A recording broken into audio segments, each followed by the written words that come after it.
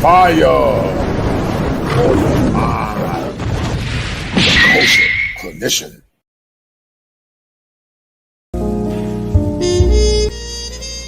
Have you been distressed or perplexed? Emasculated. A book written by Edward Fields IV. Everything that needs to be known about men in modern time. Listen, men are not complex. They are misunderstood and unappreciated. Learn what men really feel, think, and desire. Also observe their struggle for acceptance, love, and belonging. A must-read for every man in this classic book by Edward Fields IV. Emasculated. Go get your copy now.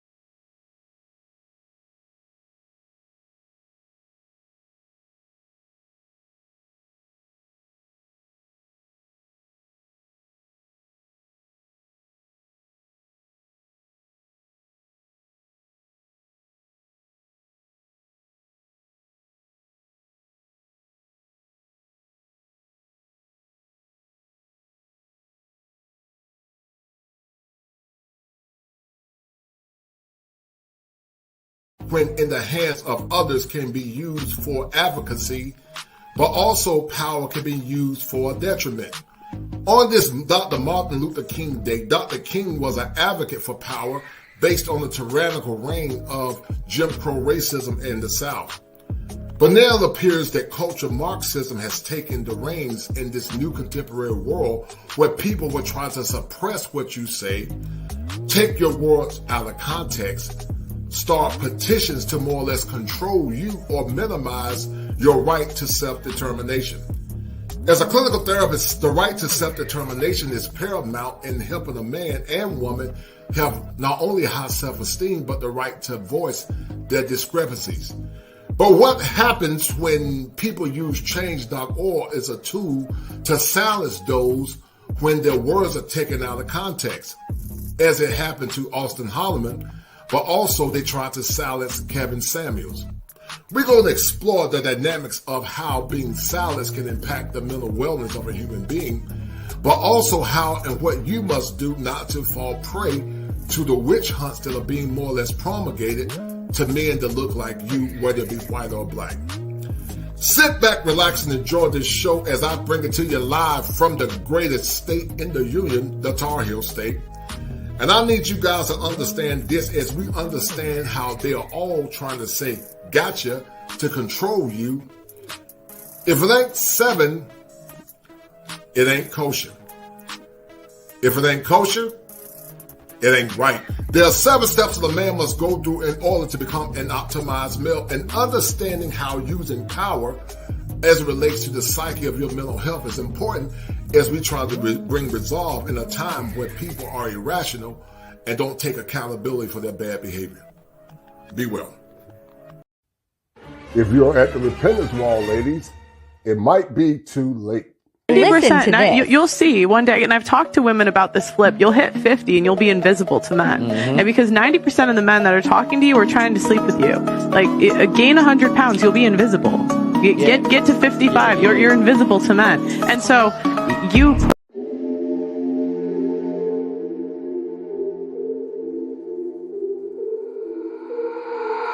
Got an itch in my palm. My girl, she know she the one. I put the ice on her hand. I put some ice on her arm. See me shining in the light. Know you found me in the dark. Talking how you wanna leave. Girl, you made this far. Taking trips overseas. No, I won't be long. We came up from the weeds. Now it's top floor. All these big yes on her wrist. VVS is on her neck. Make it spin and I don't stress. When I make it stretch. Double back to back then. Down broke, now we rich. Spend it on her, let her spin. Down with me to the end. That my best friend. That my best friend. That my best friend.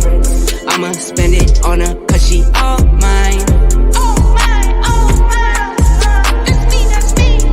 Spend it on a challenge, cause she all mine.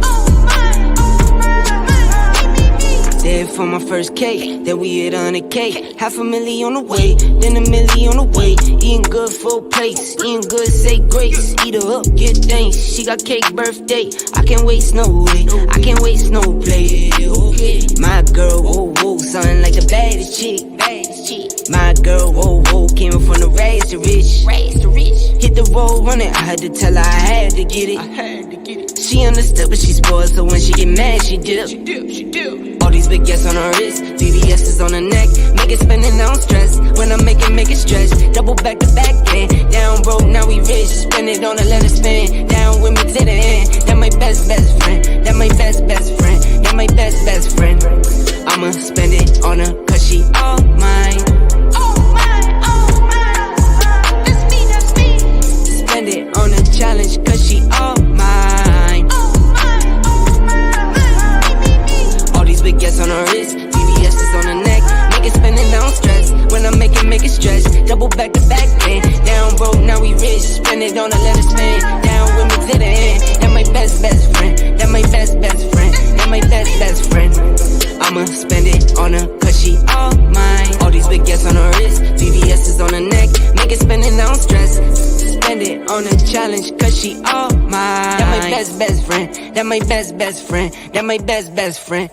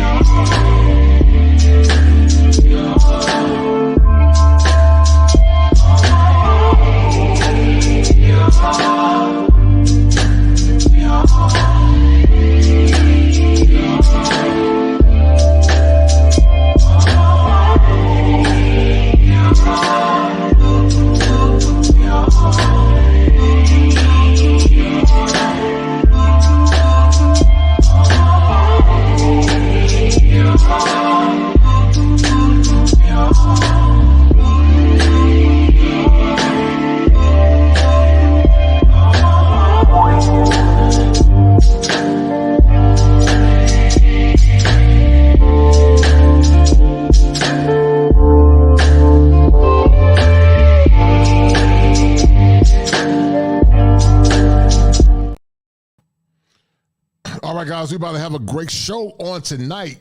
We're going to be talking about the petition that's more or less being used against Auston Hollemon and the petition that was also used against Kevin Samuels in this current episode of masculinity and male empowerment.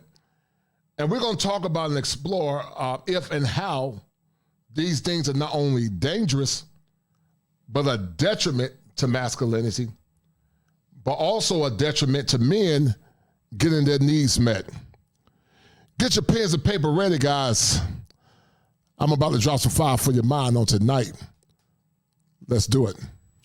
Fire for your mind. Your culture, your mission.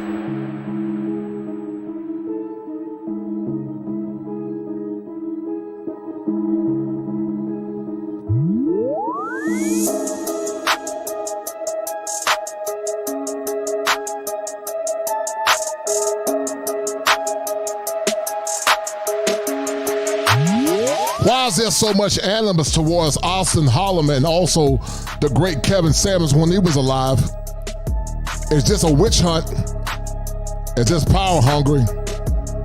And how should men move forward? Let's explore.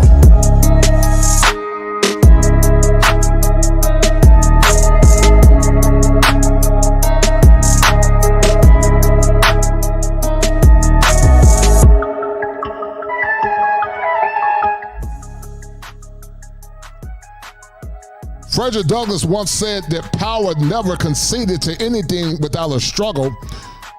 He said it never have and it never will. Are you men gonna put your tail between your legs, or are you gonna stand firm as men and do what's right? Let's go.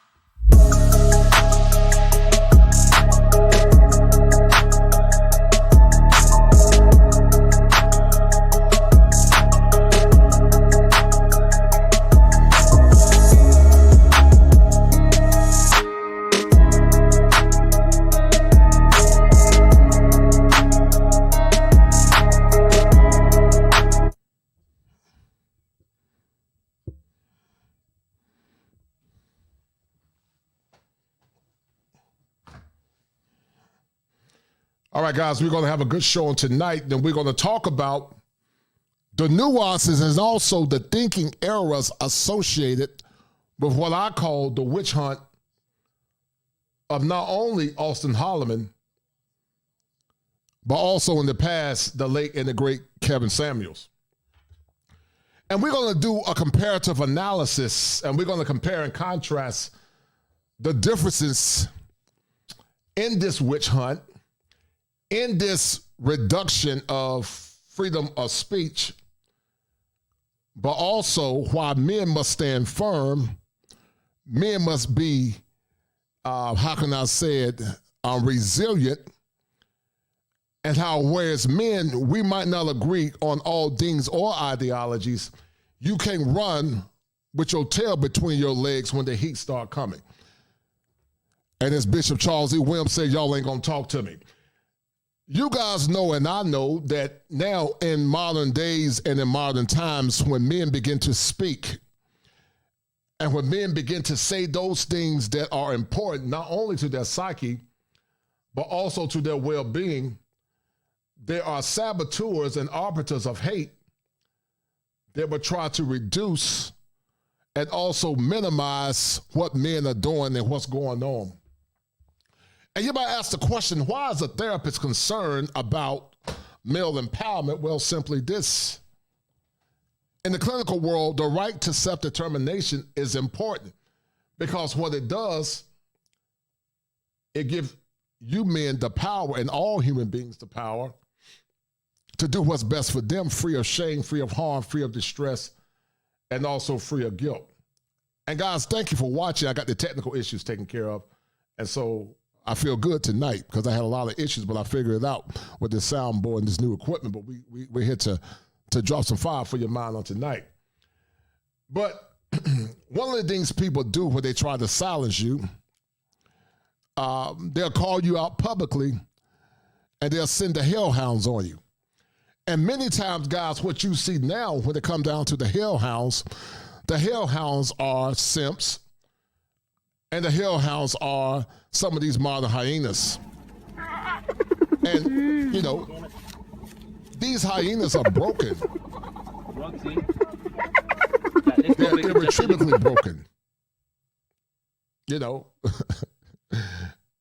And many have egocentria.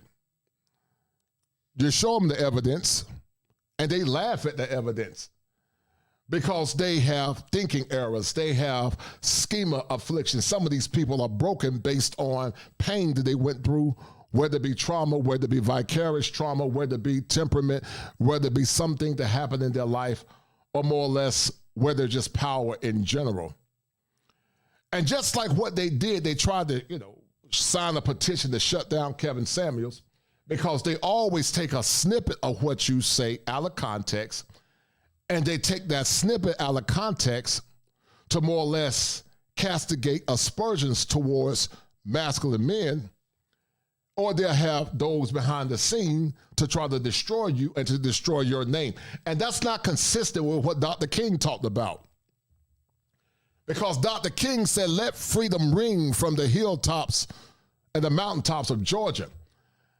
And so when some of you ideologues and fools align yourself with the suppression of free speech, then you're not being a steward of what Dr. King believed in. You're actually believing in the same thing that white supremacists did in the past to suppress our ancestors and not give them the opportunity to speak. Now listen to this. Auston made some bad choices in theory, even though he did nothing wrong. Perhaps he should have more or less corralled his content around practicality and understanding the culture. And the young man did make an apology. But some would say, I'm not going to apologize for something I didn't do wrong. And I understand that, because I'm not going to apologize if I didn't do anything wrong. I've been to witch hunts before in the past. That's why I'm so passionate about it. And sometimes they want you to apologize because they want power. They want to put their knees on your neck.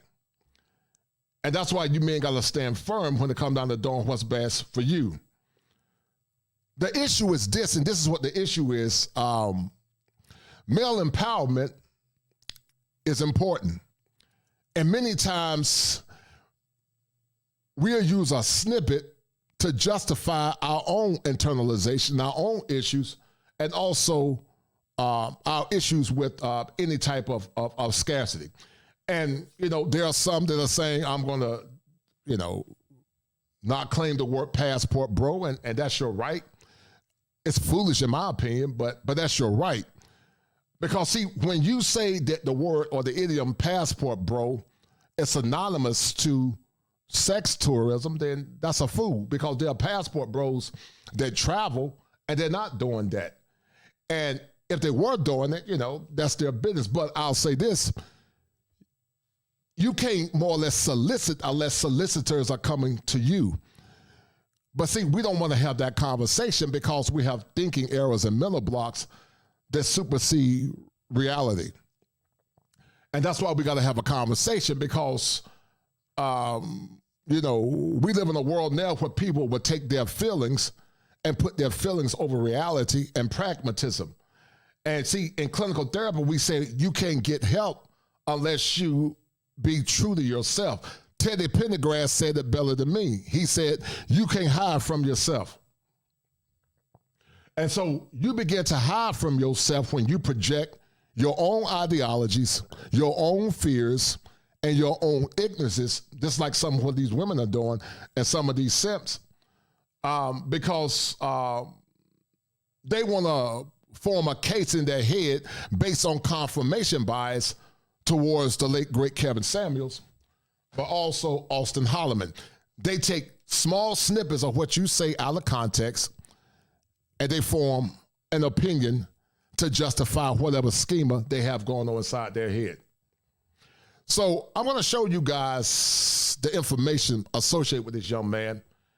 And I've been talking to the young bull for a few minutes. I talked to some of the OGs behind the scene as well. And we all have come to a conclusion that the young man did nothing wrong per se, but he should have listened to the OGs when it came down to piping down some of the content, but also his deliveries at times from time to time. But let's look at the information, guys, associated. Let's look at the information associated. And I want to show you the petition, but before I show you guys that petition, let's look at the similarities also with Kevin Samuels. Let me read through some of these comments. Guys, you got any direct comments for me, send me a super chat, and I'll read it out loud, because this is very important. And you're right, Roland Washington, they are desperate, and it is pathetic. And I agree with you 1,000%. But guys, donate to the channel if you have not. Share the stream. And let's have a conversation. We're going to have a good conversation on the night. But I want to show you guys something. And let's look at it. We're going to look at the petition to remove Kevin Samuels when he was alive. And you guys are going to see some of the same thinking errors, overgeneralization, minimization, demonization, and also people projecting their ignorance based on their pain. And to the young bull that's listening, if you feel like you were done wrong, then form a counterclaim and also get you a defamation claim as well. But when Kevin was living, this is what they said about him. And this woman, this is what they said. And they always, guys, do it through the lens of victimization. They always do it through the lens of victimization. With the rise in violence against women, specifically African women, American women, YouTuber Kevin Samuels has galvanized a community of men of all races and nationality in the outspoken hatred of women. So let me pause and say this, guys, and I want to make sure I say it because there's a lot of ignorance going on, and I don't believe in ignorance. So let me say this clearly. I don't hate women. And if any of you men that are listening to what I'm saying have a hatred towards women, please don't associate yourself with me because I'm not about that life. If you got a hatred or a visceral hatred towards women, then you cannot associate yourself with me. This is my disclaimer. Do not associate yourself with me if you hate women. But if you have disdain for the behaviors of a lot of women, and if you do have disdain for the behaviors of a lot of women, then I'm okay with that. I need you to hit one. What people don't understand is that, and they can't separate, is that many men don't hate women. I don't hate women. I've been married for 27 years. You know, I love women, but I don't love bad behavior with so many modern women now. I don't love the bad behaviors, but I do love me some women. It's not like a woman. It's not like a soft, gentle woman that's feminine, kind, and fit. So I want you guys to let that percolate through your head. The kosher clinician does not hate women. I love women, and I hope you guys love women too, because women are necessary when you got a good one. But sadly, we live in a time now where many men are frustrated because they feel like there's not enough quality women that are traditional, that meet their standards, meet their needs, and also meet their worldview. That's the problem. A lot of men don't feel like they have enough women that are quality, sufficient women that meet their standards and also meet their worldview. That's the difference. So once again, I love women, but many men don't like the behaviors of many modern women. And see, guys, this is what happens when we have these conversations. You know, many are deaf. They deny the evidence. You can show folks evidence of what's going on, but they so damn hell-bent on their feelings or any issue they're dealing with or any projection that they're dealing with. And they'll deny the evidence. You can show them damn directly the evidence, but they are denied. They become enraged when you present them with the evidence.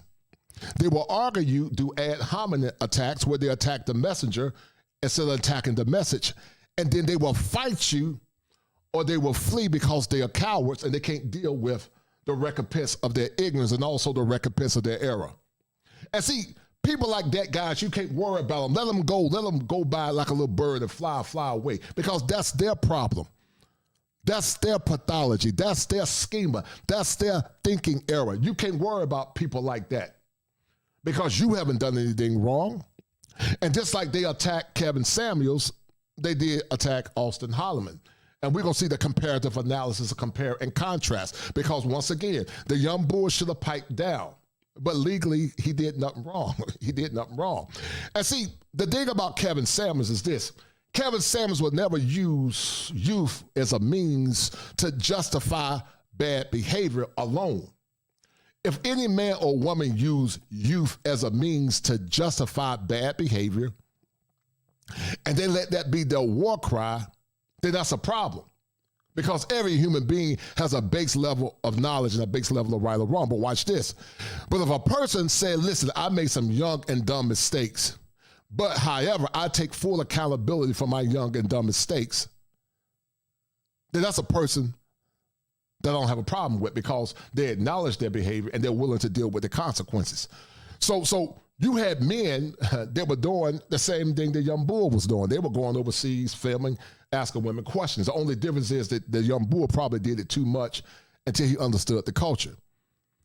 And that's the problem. But, you know, we got to teach young men when they're in ignorance. We got to, you know, if they want to listen, damn it, they don't want to listen, then they got to suffer the recompense of their error. But what the young bull did, he did come back and, you know, say that, you know, I dropped the ball, and that's fine. But you got some of these men and women, and sad that men and women in modern times, they'll use youth as a justification, but they never take ownership of the bad behavior. And that's a problem, because you will never grow and you will never evolve because of your bad, sad behavior. Shout out to my man Jamal for the $9 super stick. He said, Kosher, you are a wise sage brother, man. I appreciated that, dog. And that's a deal, right? That's a deal, right? That's a deal, right? That's a bet, right? That's a deal, right? That's a deal, right? Shout out to my man Machismo TV. He said, this is a blatant attack on black men, freedom to travel globally, and self-determination. They think we are callow. Yes. And they want you to run with you like a damn dog with your tail between your legs, instead of standing strong and firm like Jehu and say, I'm going to fight, and I'm going to fight until I get change. And what they do, guys, they use petitions like change.org, as I said before in the past, to silence or to sequester the rights to human beings. You know, change should be used for advocacy when there is a misgiving done, but change should not be used for power. And Frederick Douglass, guys, said it better than I could say it. Frederick Douglass said that power never conceded to anyone without a struggle. He said it never have, and it never will. It never will. Power never conceded to anyone without a struggle. It never have, and it never will. But see, what some of these ideologues are trying to do, guys, they want to say gotcha. They want to say I gotcha. Because see, when they say gotcha, what it does, it confirms their confirmation bias, and also it confirms their pathology. And see, that's antithetical to the human experience. And that's why I tell you, men, stand firm and vigilant in your pursuits. Stand firm and vigilant in what's right. Dr. King said, stand for what's right. And just like he spoke when he was in Georgia, he said, I'll be with you even till the ends of the world. You don't let people silence you when you ain't done nothing wrong. Now, you got to be strategic in how you move. You got to be sharp as a serpent and harmless as a dove. But don't let people silence you when you know you haven't done wrong. You don't do that. You know, because Patrick Henry said, give me liberty or give me death.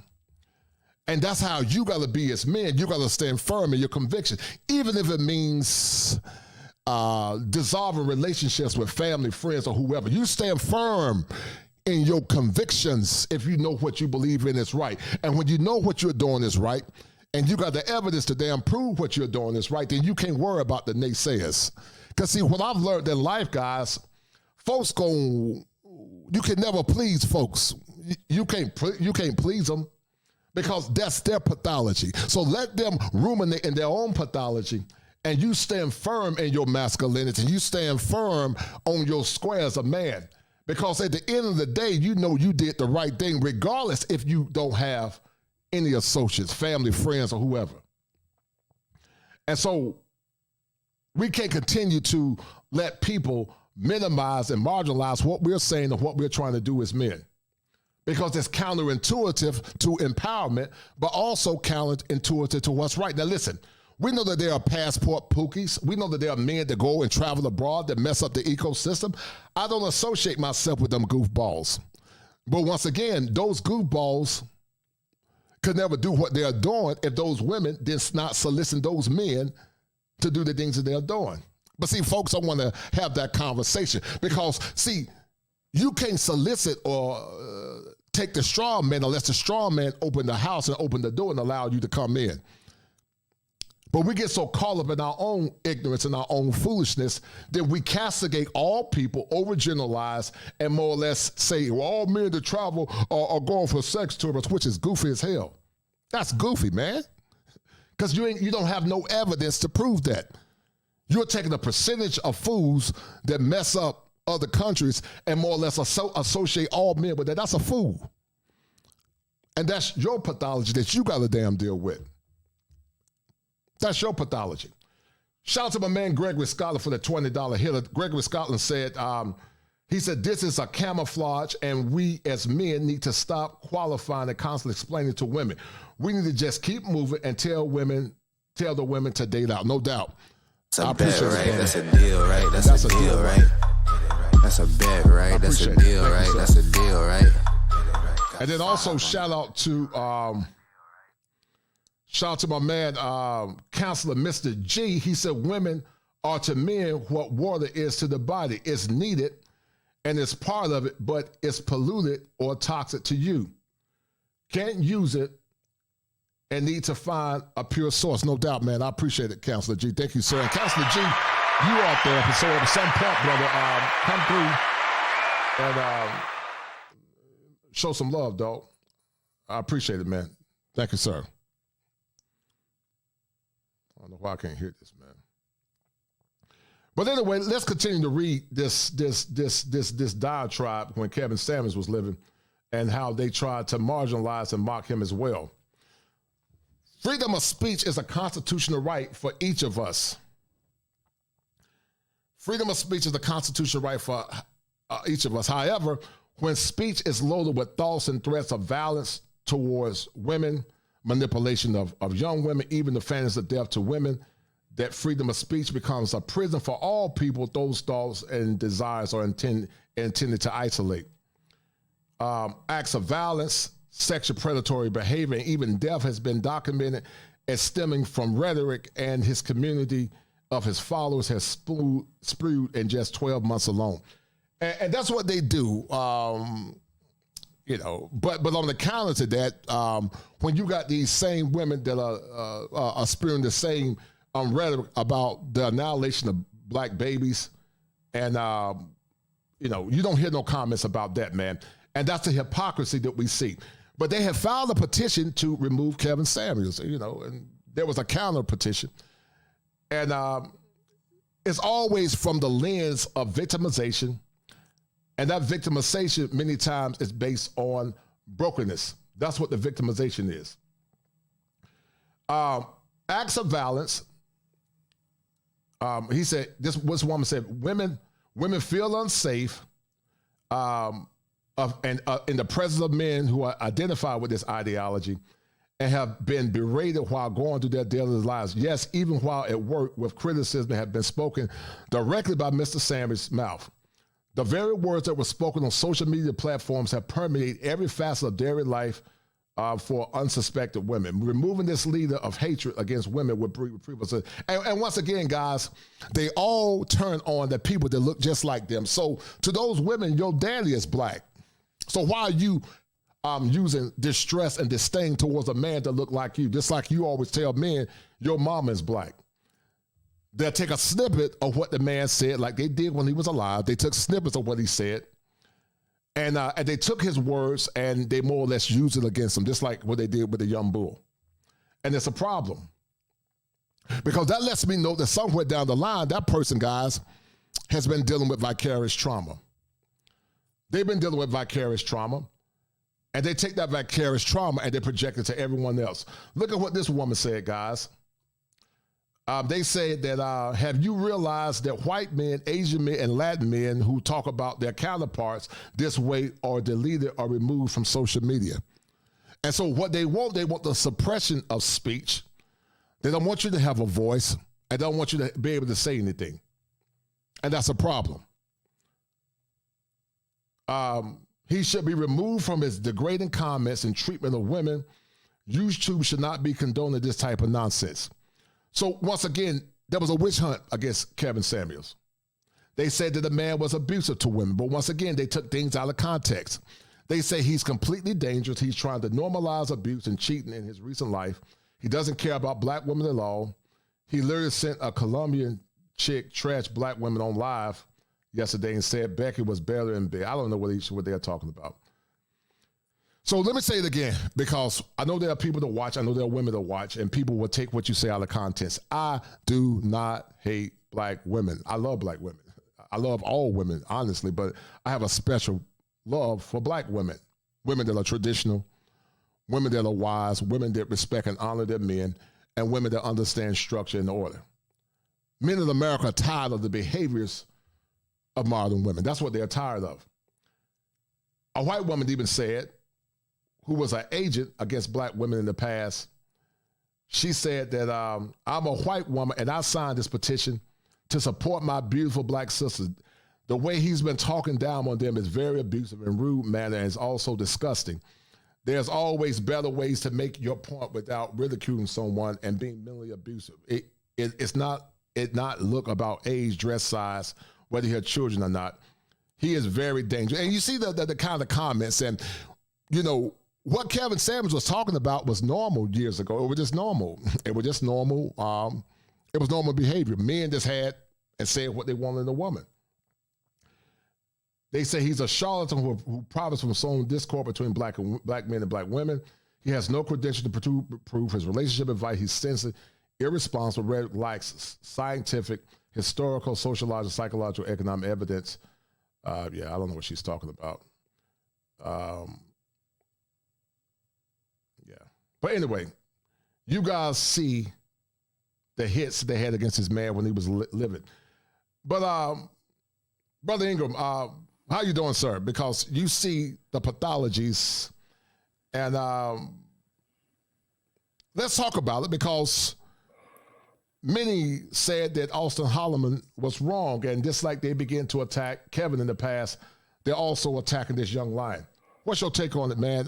From the attack on Auston Hollemon that was unjust, and also the unjust attacks on Kevin Samuels in the past. What's your take on it? Well, you know how it is when, hopefully you can hear me, brother. And thanks for having me on, man. Yes, sir. I think it's obviously clear that any type of masculine voice, masculinity, or any type of accountability for women in general is really a threat to the status quo or the operation, the type of mind manipulation and brainwashing that they want to do in the West. And obviously they're going to come out aggressive because it goes against the social programming that they're trying to do in this gynocracy. And the quickest way to silence someone is to demonize them. Right. Because now you don't have to deal with what they're saying or deal with the realities that come from what they're saying. So if you can make them a demon or a criminal or somebody that's evil, it's easier to try and turn society against them. But this is a typical thing which you see with cancel culture, with modern society. And sometimes, unfortunately, I think in Austin's situation, this was probably one of those situations. See, Kevin Samuels, there's actionable things and then there's rhetoric. What they were doing with Kevin Samuels is actionable, which he had to defend them from a legal perspective. Right. And then there's rhetoric. where people are saying something to draw you out for clout, or to draw you out to get a response. And I think if it was based on, if it's rhetoric, that's one of those things you got to power on through. Because here's the problem. In today's woke society, in today's culture, the response, if you change your position, I'm not talking about if you're working for IBM, if you're working for Disney in America here, where you have to maybe make a public apology or say something, that's one thing.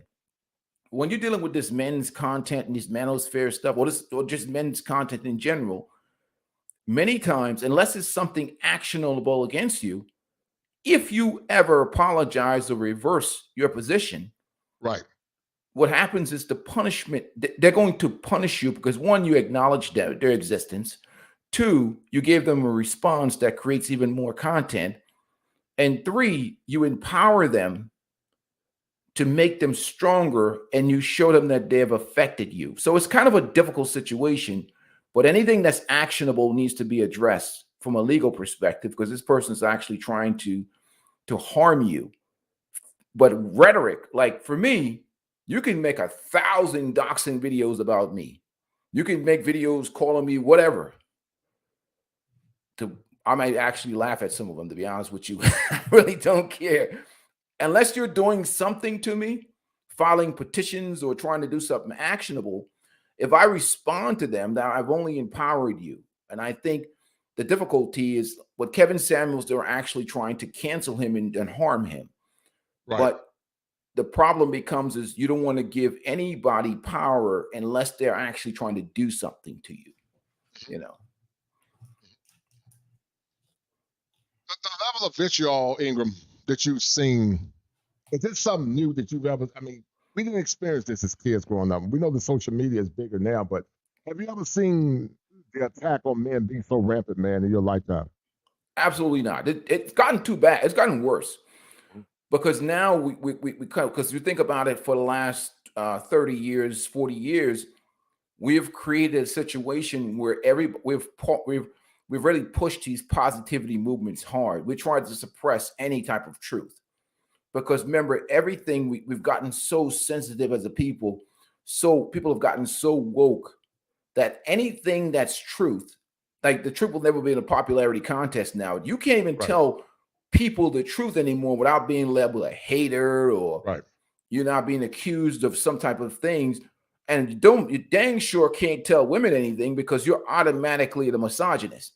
If you tell women the truth, you're automatically a misogynist today. So I really don't even care. I take it as a badge of honor. When they call me a misogynist, I'll be like, okay, no problem. I guess you have a problem with the truth. And I keep it moving. Because if you reverse yourself, I always go back to, I think I was talking to you earlier about the scene from Full Metal Jacket when the Joker, I mean, when D.I. Hartman asked the Joker, do you like the Virgin, what was it, the Virgin Mary or whatever? And if he reversed himself when he said he didn't, he would just have smacked him harder. The problem is when you reverse yourself, if you say what you believe, and this is what you believe, when you reverse yourself, you give in to the enemy, one. Two, you show that you're weak. And if you're weak, what are they going to do? They're going to try and you're going to get cannibalized out here. If you're making this kind of content and you show any signs of weakness, they're just going to pounce on you. And the haters are going to come in. The simps are going to come in. The white knight simps are going to come flying. Oh, look, I told you so. These guys were doing something wrong. They were tricking or whatever. So because this is a fast food McDonald's society, and one particular incident is quickly replaced by the other, you got to power on through. Unless somebody's doing something actionable against you, you power on through. You can't even worry about the haters in this type of business. You got to just like power on through. In fact, a guy like me is just going to double down. I don't even care. I'm doubling down. Because nothing you do is ever going to appease these hyenas. You can't appease them. So you might as well just be you and let the world adjust. Especially, with these type of, say what you got to say and keep it moving. Unfortunately, that's the way you got to be in this business. Unless somebody's doing something actionable against you where you have to defend yourself, what can you do? You know what I mean? Let them dox, let them say what they got to say, you know, and keep it moving. Well, it's clear what happened to the young man was defamation. Oh, yeah. Do you think he should file a defamation lawsuit? Against who? Or the people who did, and if they took something actionable against him, yes. If they did what they did to Kevin Samuels by filing a complaint, trying to get his channel taken down for that individual. But the problem with the defamation situation is you can't get blood out of a rock. And that's the problem. You can't get blood out of a rock. That person has to have something that's worth you suing them for. I mean, if you're just trying to send a message to somebody. So the question becomes I don't know who's the advisor, but if I'm advising him, unless there's something actionable against you, power on through it. Take 2 days off. Take 2 days off. Something else will happen that's to replace whatever you did, and you keep it moving. Because you put yourself in a situation by responding to them, you empower them.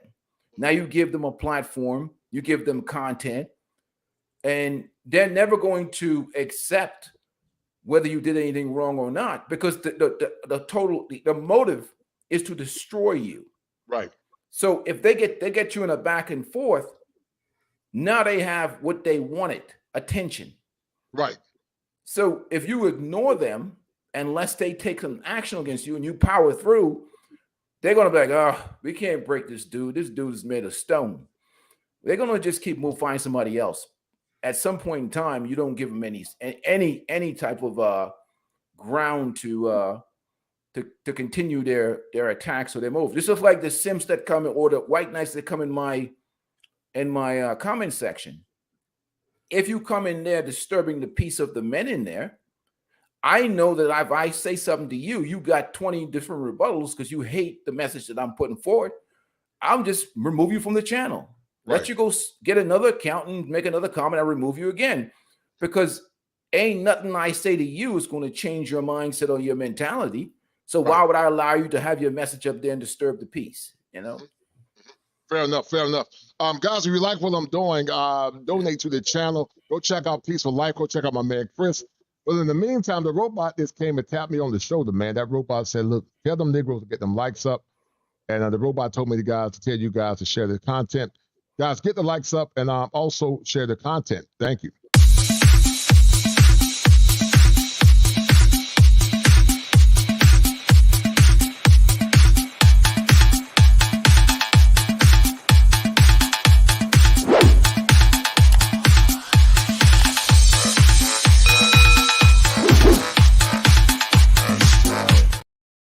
Well, Chris, you know, how you doing, young man? It appears that there appears to be a witch hunt on this young man, Auston Hollemon. Just like there was a witch hunt on Kevin Samuels.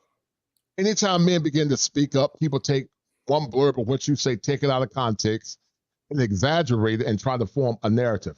What's your take on the witch hunt that was promulgated against Kevin Samuels in the past, but the current one against the young bull, Auston Hollemon?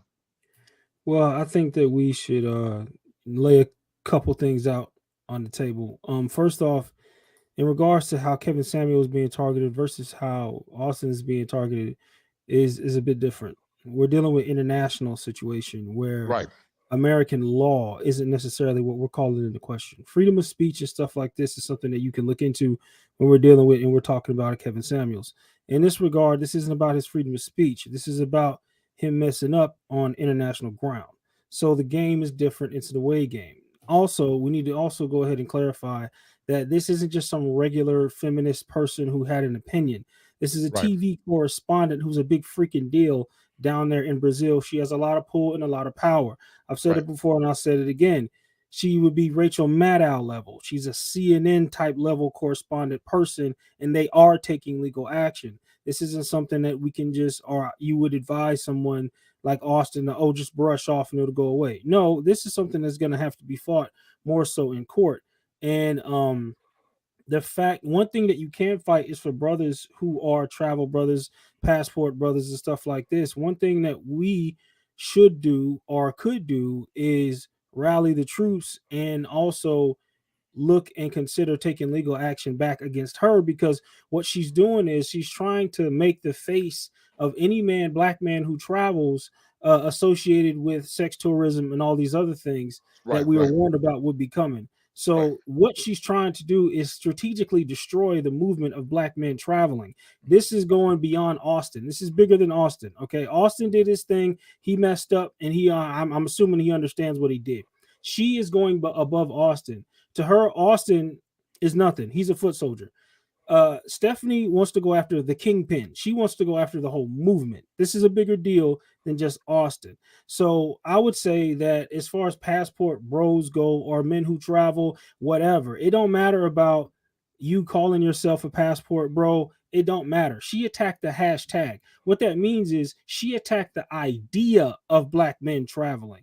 So these men who travel, who are black men who want to try to disassociate themselves from certain things, no, she's going after you too. And you have to understand that she is coming after all of us. This is bigger than Auston, because if you look at the recent tweet or the recent post she put on her Instagram, she rallied other countries to start cracking down on black men traveling to their countries and say that we need to keep a foot on their necks and monitor them and get them up out of your countries.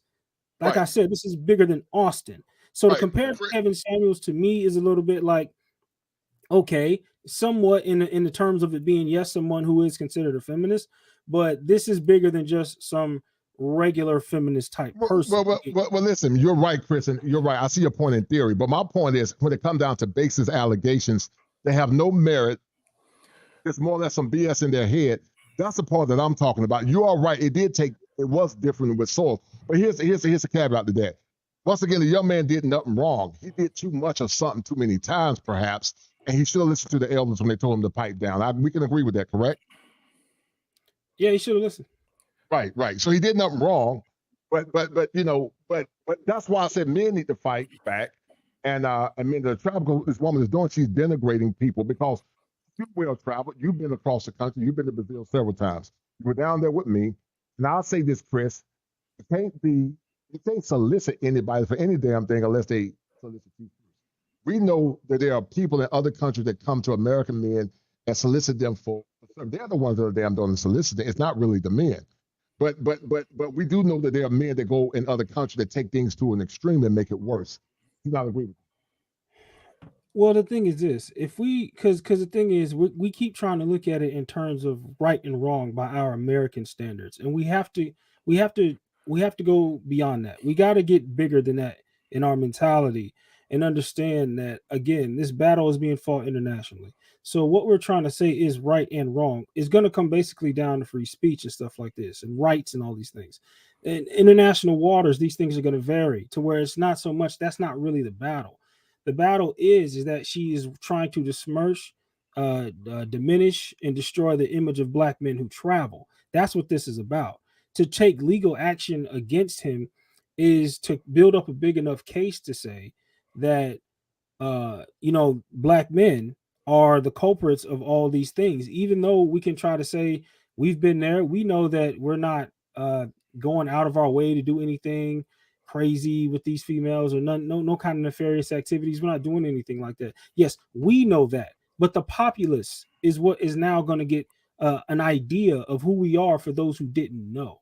So the thing is that we have to be mindful and understand what we're battling is a battle of image, not a battle of laws, rights, and legal actions as far as our American standards go. This is bigger than that. This is a different ball game. And that's why I'm saying it's not just freedom of speech, because to us in America, of course, we'll be like, well, freedom of speech. We got brothers in all over the country, Miami, whatever, doing all kind of stuff like that. Yes, we understand that. In Brazil, she has now started a campaign to launch an attack against black men traveling and American men going to different countries, period. That is the war. That is the battle cry that she is standing on. And a lot of feminists are behind her. We have to understand the political climate in Brazil is very, very split down the middle. You have half the country split down the middle. And because Lula got in office, Lula is a very leftist, feminist type dude, empowering women type dude. And she has been empowered because of the president who is now in office. Okay. And it's a very hot political time down there. So now when you get into situations like this, you got to realize that this is bigger than you. This is a movement that is going on, and now you've become a cog in the wheel, because now she can use you as evidence to further push her agenda. See what I'm saying? So right. All right. So, salute to you, brother. Hey, Coach, can I respond to that? What I teach on this channel, on my channel, is people operating from a position of power. Right. And I always say my mentality is never me a slave again. And what I teach is capitalism. And here's what I talk about, what capitalism about, okay? In my experience in life, okay, money talks and BS hits the highway, okay? And I talk about relationship capitalism. If you don't want me spending my money in your country, if you don't want me spending your money in my country, in your country, I take my money elsewhere. Black men are in a position of power economically. Economics talks. I never operate from a position of weakness, and I go nowhere when I'm not welcomed with open arms. That's power, and that's why I talk about victimology a lot. I don't operate as a weak man, as a black man. Right. I'm a king, and when I travel, I put my US dollars out of my pocket, and if you act in any way indifference towards me or an attitude, I grab my suitcase and I go elsewhere. That's the way I operate.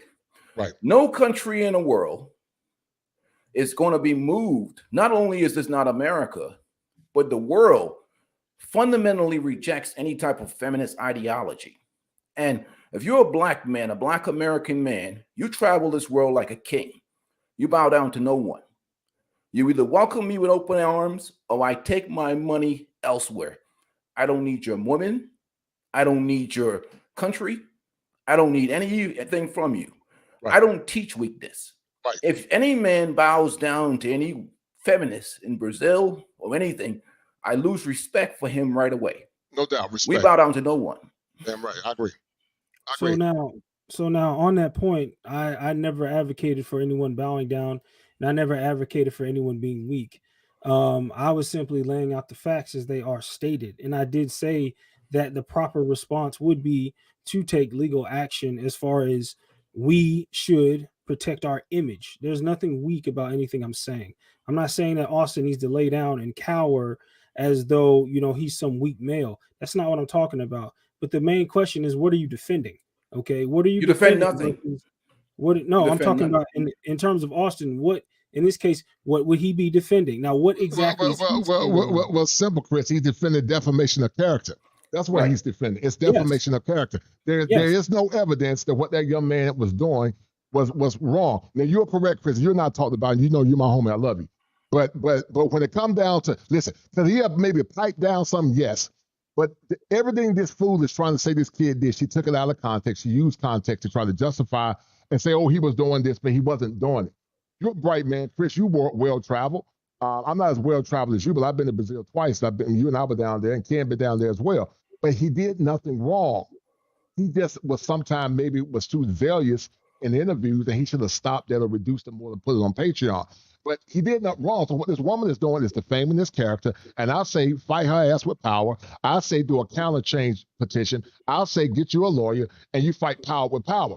When you damn try this, like Ingram said, this bow down, and you're not telling folks to bow down, Chris. I want to clarify that, but I'm saying. No, I'm not suggesting that.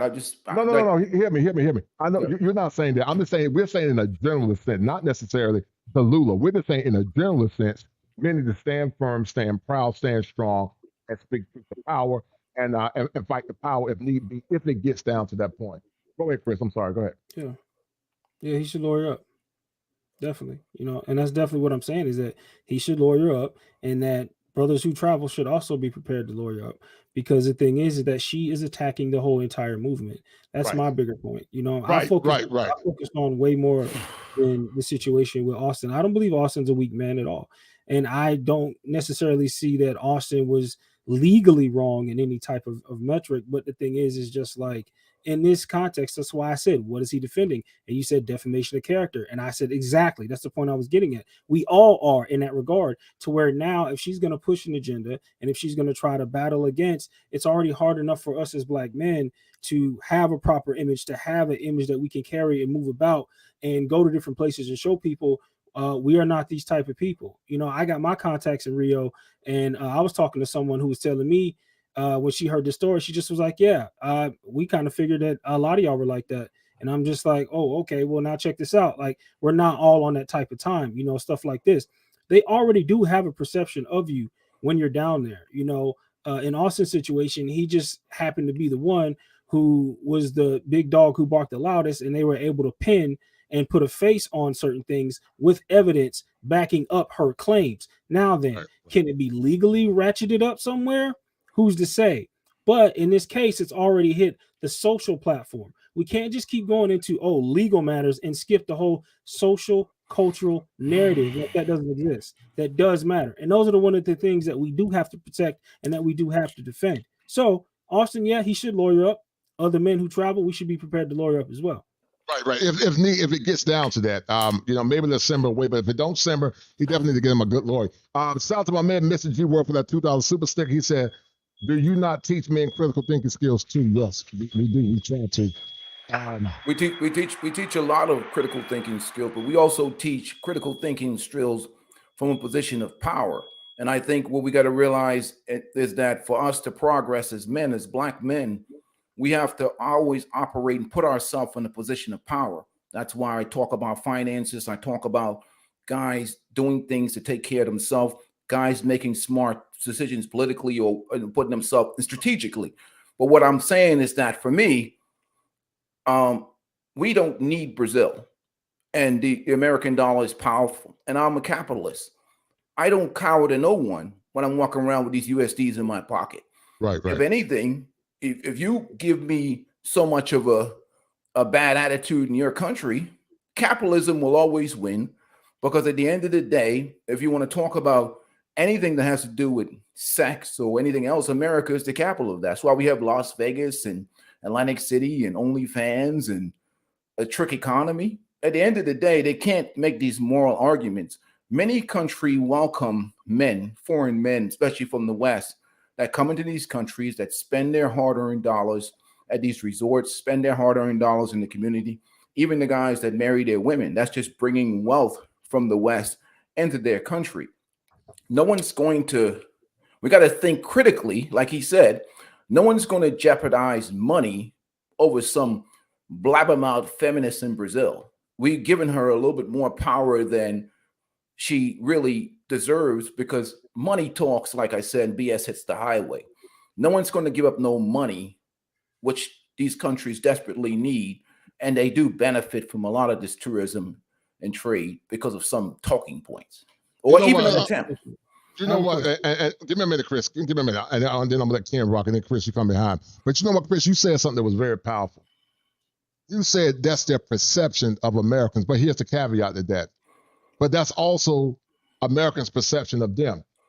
They push an agenda that they more or less raise hell about. They're the solicitors. So how the hell are you going to be mad at somebody for something you choose to do? Most American men are not going to countries doing whatever. A person can't get something unless somebody gives them the power to do it. They are soliciting men, and when these bad shaped white women travel to Gambia, I'm sure they're doing mass solicitation. But my point is, a lot of these women solicit men, and some of these in the alphabet community, they also solicit, or more or less they come together. Give me a minute, Chris, and I'm gonna let you pick it back. Ken, what's your take on this whole matter, man, and this witch hunt on this young man? Man, I never imagined for it to spiral out of control as far as it had gotten. What's up, brother Chris? How y'all doing, guys? What's going on, brother? How you doing? But man, as I start to kind of just dissect this situation even more and more, man, I'm afraid our brother, he might be barred from re-entering Brazil. Unfortunately, just kind of just doing some DD and some research. They are really pushing. They're pushing this hard, and it's spreading. It's spreading so much. I think, like I was giving Brother Steve some information about a lot of the content creators across YouTube are now tagging this, and especially the feminists. The feminists are tagging this, like, yeah, look at this guy. We got one. You see, this is what they're doing when they leave the country of America. They're going out here looking for privilege, I guess a privilege people that's less fortunate and trying to solicit them. They're making it seem as that narrative. And so this thing has really gotten out of control. And I think, if I'm not mistaken, he's actually posted some content, Austin, and I think he's actually in Thailand now. So, and I'm pretty sure they're probably going to try to take that narrative, like, look, he's going to Thailand to do the same thing. And they might even try to reach out to Thailand ambassadors over there. Right. Well, we don't want to I like, that's funny. You think Thailand will never give up that money? I know, right? They'll laugh in the faces. People don't understand, like, these feminist hyenas, to the most of the world, that they're laughable. It's just the power we give them in terms of what they do in a specific country. Obviously, Brazil is starting to become more feminist, and that's why this ideology is allowed to take off the way. If you study the culture, you study what's going on, feminism spreads. But there's so many other places in the world other than Brazil. It's like a small molecule on the map in terms of our power as men and our capitalistic power. So I never operate from any power, any position of weakness. Like I said, capitalism rules, and at the end of the day, no one's giving up no money because of some big blabbermouth feminist. I don't care whether she's CNN level in that country or not. We're powerful black men. We don't cower to anybody, and I don't care about it. And she can say whatever she wants to say. At the end of the day, we're gonna do what we're gonna do. We're gonna live the way we're gonna live, and they can dox and make videos all they want. At the end of the day, I spend my money where I'm welcome and where I'm treated well. And if you don't treat me well there anymore, I go elsewhere. Can I respond? Go ahead, Chris. All right. My question is this. First of all, again, nobody's telling anyone to come from a place that is less than powerful. No one is saying that. My question is, so then have you been to Brazil? Quick question. I've never been to Brazil. You've never been to Brazil? Okay. Never. So for the people who are invested in Brazil, the people who have been there, the people who have put in time, effort, and money to build relationships down in this country and actually build some rapport with these people, what do you suppose they do? I suppose they operate like men, and they operate from a position of power as American citizen, as men of power. And like I said, never me a slave again. You may have caught me as a slave and brought that boat in there and caught me the first time, but you were not going to just take me as a slave the second time. And that's a position I talk to men here in this country or any other country. And that's why I talk about black men getting their stuff together, empowering themselves, controlling their vote, controlling their own stuff, creating their own new society, separate from these crazy ninjas and people in the community. So you want to always operate from strength. Like I said, anybody can I don't like this victim thing. I'm very anti that. At the end of the day, I'm not going to operate in anybody's country on my knees. And I'm not going to bend to anybody's agenda, because at the end of what is the point of leaving America, going somewhere to live a better life, only to be, castigated into this corner in a position where you have to cower down, walk on eggshells just to get along or just to get by? That doesn't make any logical sense to me. So you're suggesting that brothers who have invested all this time in this country should just leave? I don't suggest anything. What I suggest is that men not take BS from people if they're not going to be treated fairly, if they're not going to be treated right, if people are not going to treat them with respect. That's what I suggest. Because we're not doing it here in America. I don't suggest men take that nonsense here in America. So if I don't suggest men take it here in nonsense in America, why would I suggest that men take nonsense anywhere else? So how is it not powerful for us to fight back and defend our faces and defend the legacy that we have built as black men who travel? How is that less than powerful? It's less than powerful because we have more options as American citizens. If you didn't have the options that you have as American citizen, that'd be totally different. What would you be fighting over? You come from the richest nation in the country. You have an American passport. You have American capital. You have access to so much more resources and freedom than most people in the world. So for me, your American dollar is more valuable, and your citizenship is more valuable than what they have to offer you. Do you travel? Yes, I travel. Okay. Have you ever found a place outside of America that you ever wanted to set up or consider living in? I've lived in the Bahamas. I've lived here. I've traveled to Mexico and other places. But in all those places that I've been, I look at the world from a different perspective. Here's why. If I'm leaving this country, I'm leaving this country for better. I'm not leaving this country for worse. So if I don't get the quality or the value that I want based upon what I've earned, I'm not going to hang around and play that game. You know what I'm saying? That doesn't make any sense to me logically. Okay. Well, okay. Hold tight, Chris. Hold tight. And we want to make sure we flow and not having a theological. Not theological. No, it's not theological. It's just not theological, philosophical. Hold tight, guys. Hold tight. I know you both are very passionate. Chris, go ahead and say what you got to say, man, and then we're gonna sum this thing up. And I want to bring this diatribe up. But go ahead, Chris. My point is this. Go ahead. My point is this. When you felt like you have found a home outside of the place you were told that you had to stay, live, fight, and die in, when you feel like you've created something, you've put in effort, you've put in time, you've put in money, and you have built a legacy outside of the country you were born in, why not fight for it? My thing is, some people fight, some people run. And most people now who give a damn about Brazil and their place and their face and the legacy that they built in a place like this, and men who travel overall, would rather fight for it instead of running. That's my point. That's a personal choice, and that's a personal option. And I support anybody that wants to do that. It's not weakness, by the way, either. It's not weak. I'm not saying it's weakness. All I'm saying to you is that that's a personal choice. That's an individual's choice. But I didn't work hard as I did in America and to go somewhere else and have to fight for the rights. When Black people have had to fight for the rights that they have had to fight for in this country for so many years. So the idea, what I'm saying to you is this: I'm not going to go anywhere where I'm not going to get the respect and the honor and the courtesy that any white man that walks off the plane gets. You're going to treat me the same way. You're going to treat me with the same respect, or I'm not going to spend my money in your country. I agree with that. Brother, you are a Black man. Any country you go on, you do face a possible percent chance of being treated than less than. And when you come into those situations, you have to be willing to fight for what it is that you say that you defend and that you believe in. You don't run from it and say, "Oh, well, if they don't like me, I'm just going to take my American." I don't have to run from it. It's the same way if I go to a restaurant. Let's say I went down to my local Texas Roadhouse. And I went in there and I didn't feel the service was up to par with me.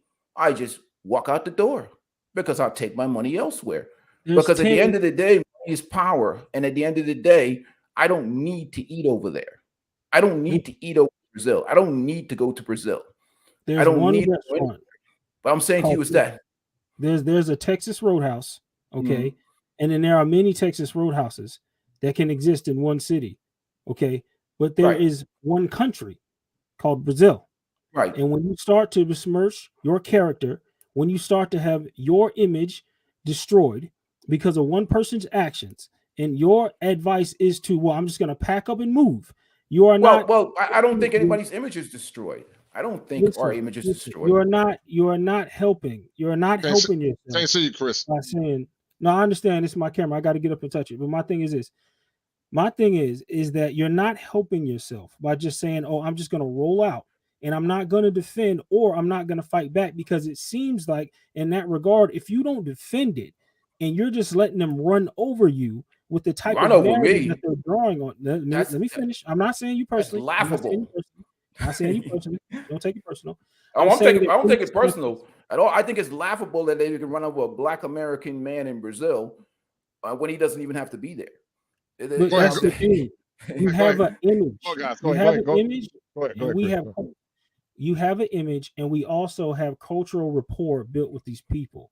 There are Black men, unlike yourself, who frequent these areas, and our image matters because it makes business harder. It makes living harder. There are men who live here, who have children, who have built a legacy, who have put things together, and it has taken time and work. And so now when we have something blow up as big as this, to just poo-poo and to say, "Oh, I'm an American, I'm just going to go to another country," is the wrong answer. I do believe if you give a damn and you care and you value anything that you say that you defend, you would fight back and say, look here, we are not going to take this sitting down. I don't know how that sounds anything less than powerful to sit there and say, no, feminist, look here, you are besmirching the name of black men. We have worked too hard for you to tell us who we are and how we operate when that is not who we are. That is not our character. And we will fight you to the death to make our names clear.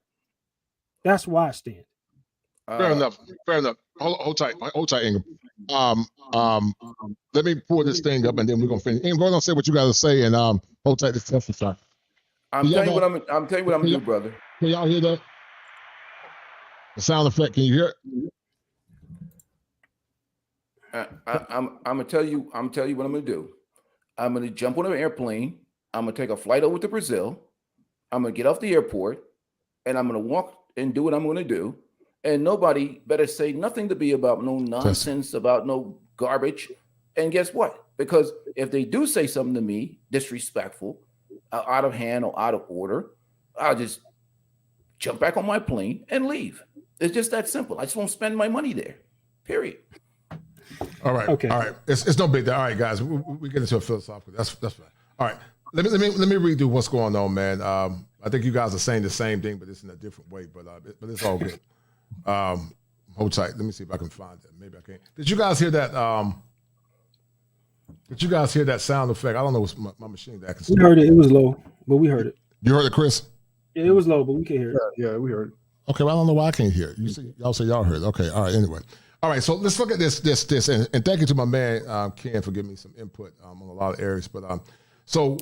This is the diatribe against this young man. Ban Auston Hollemon off YouTube and social media. Can I ask you a question? If you was in a situation like this, would you file a counter petition?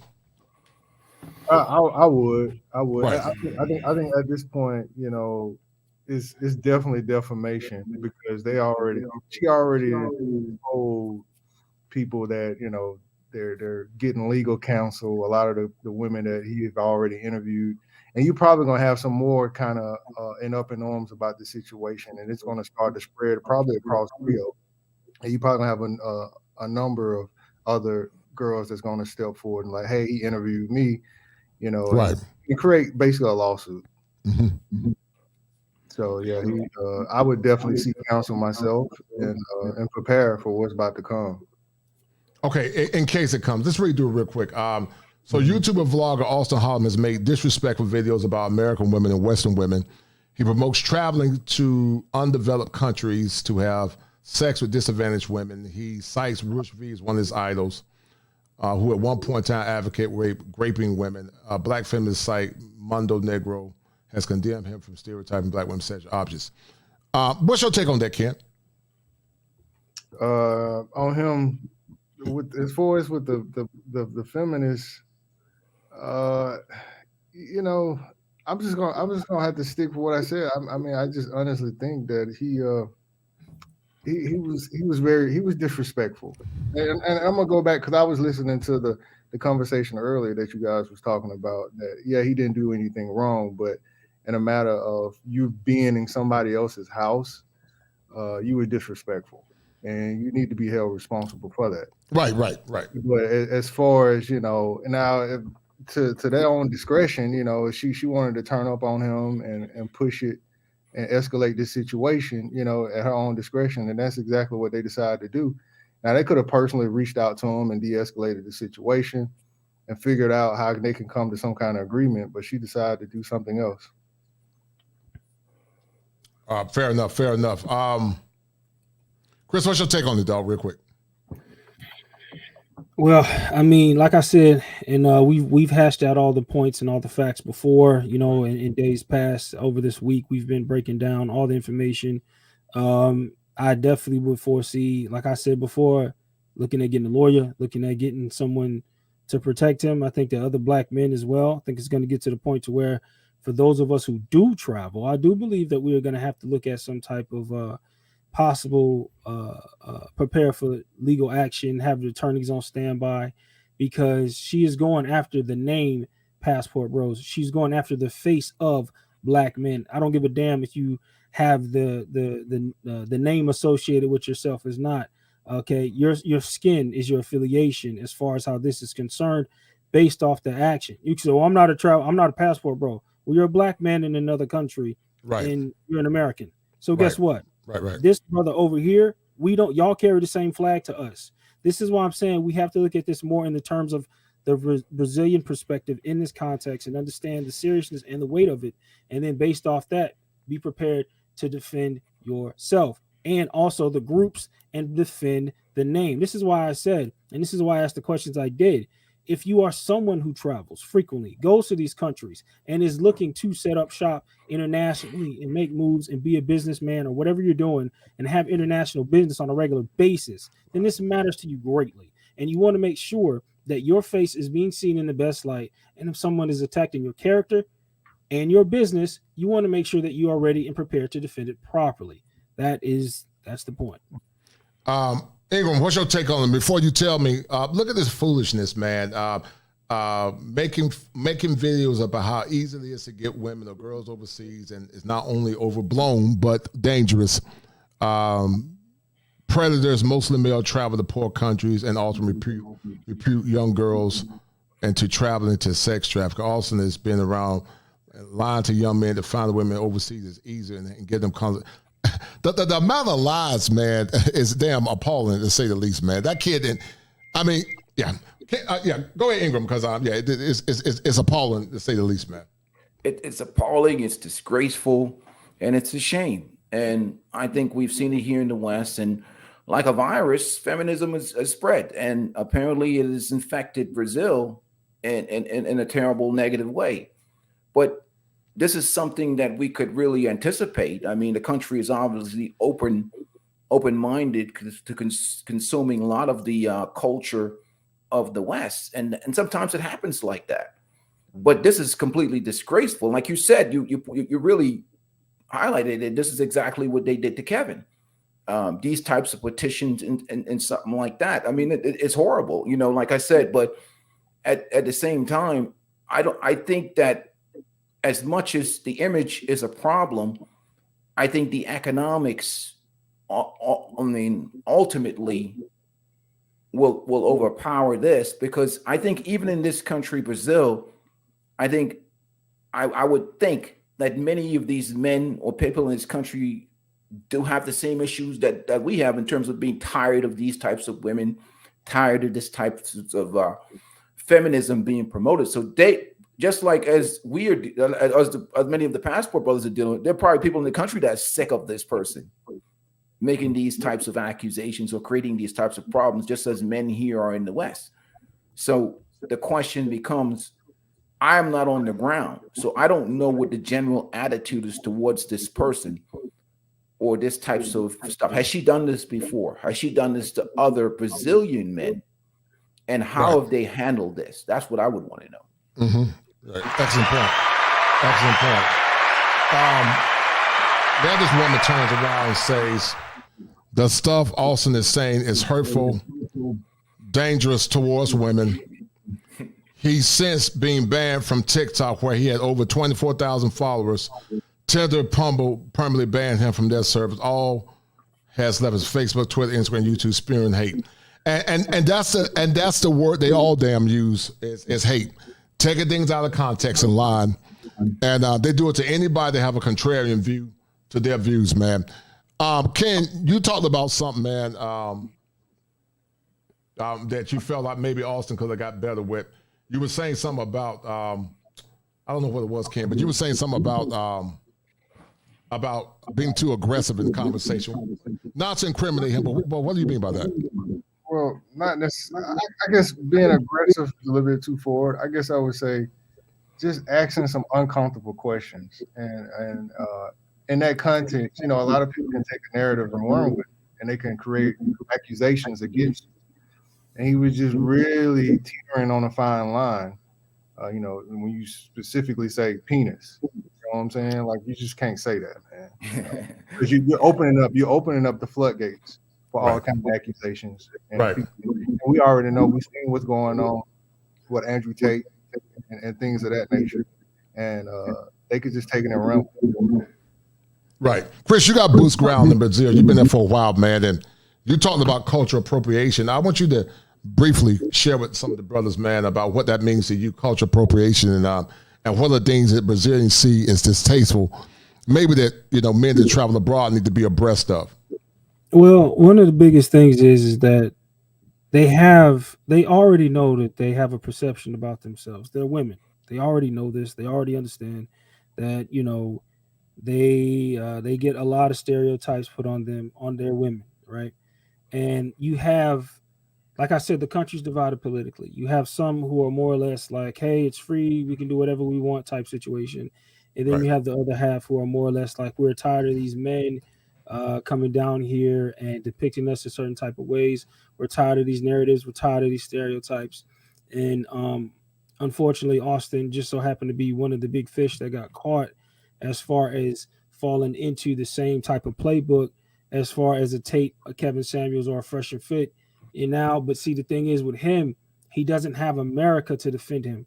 That's one of the biggest things, is that legally Fresh and Fit can kind of basically say what they want on YouTube, as long as they don't start stepping into the territory of like assaulting or physically doing some harm to someone. They're legally pretty much going to be okay. That's different when you're dealing with an image and you're an ambassador. When you travel to these countries as a black man, you are an ambassador.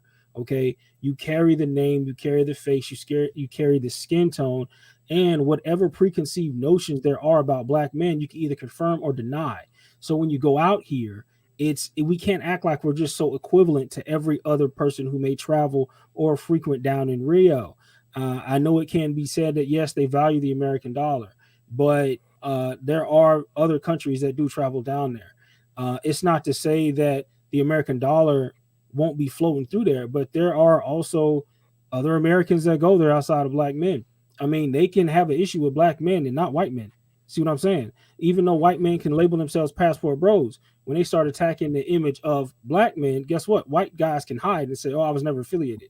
I was never with those black guys. See? And then once again, we reestablish the same norms that are established here in the country, with black men being at the bottom.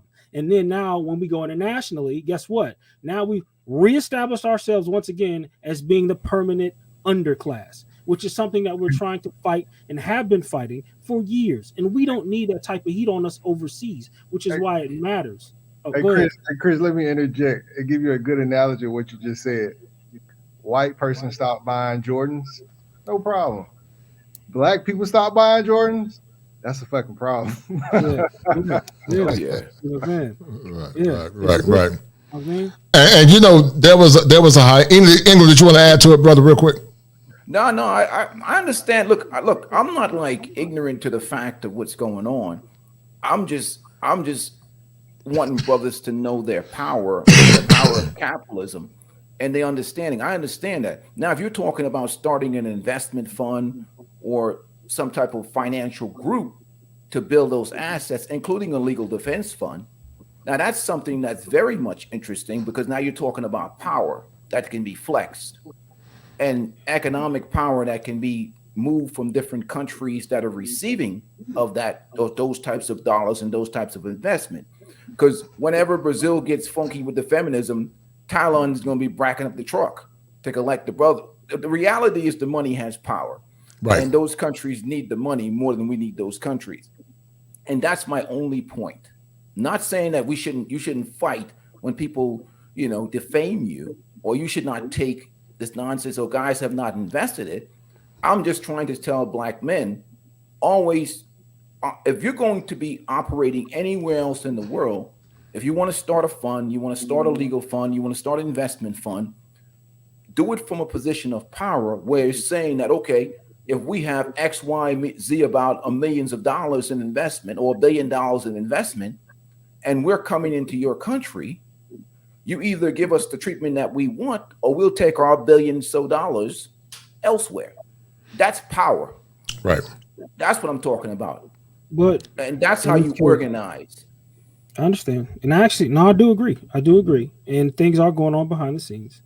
But that's what I'm talking about. I'm not talking about, should we defend Austin? Absolutely. If he needed money for his defense fund, I will send him money. The reality is this, but it's going to be from a position of power as black men. We don't, that game is over with. And I'm talking about, that's why I always talk about in this country, black people need to separate themselves from ninjas and form their own new society. Because black men, not ninjas, operate from a position of power. I don't care this white-black stuff.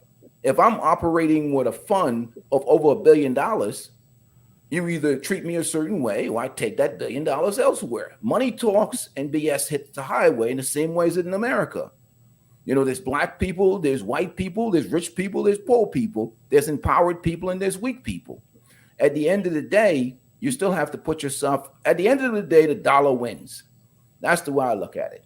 At the end of the day, money talks and BS hits the highway. Case in point, I guess is where we have lobbyists.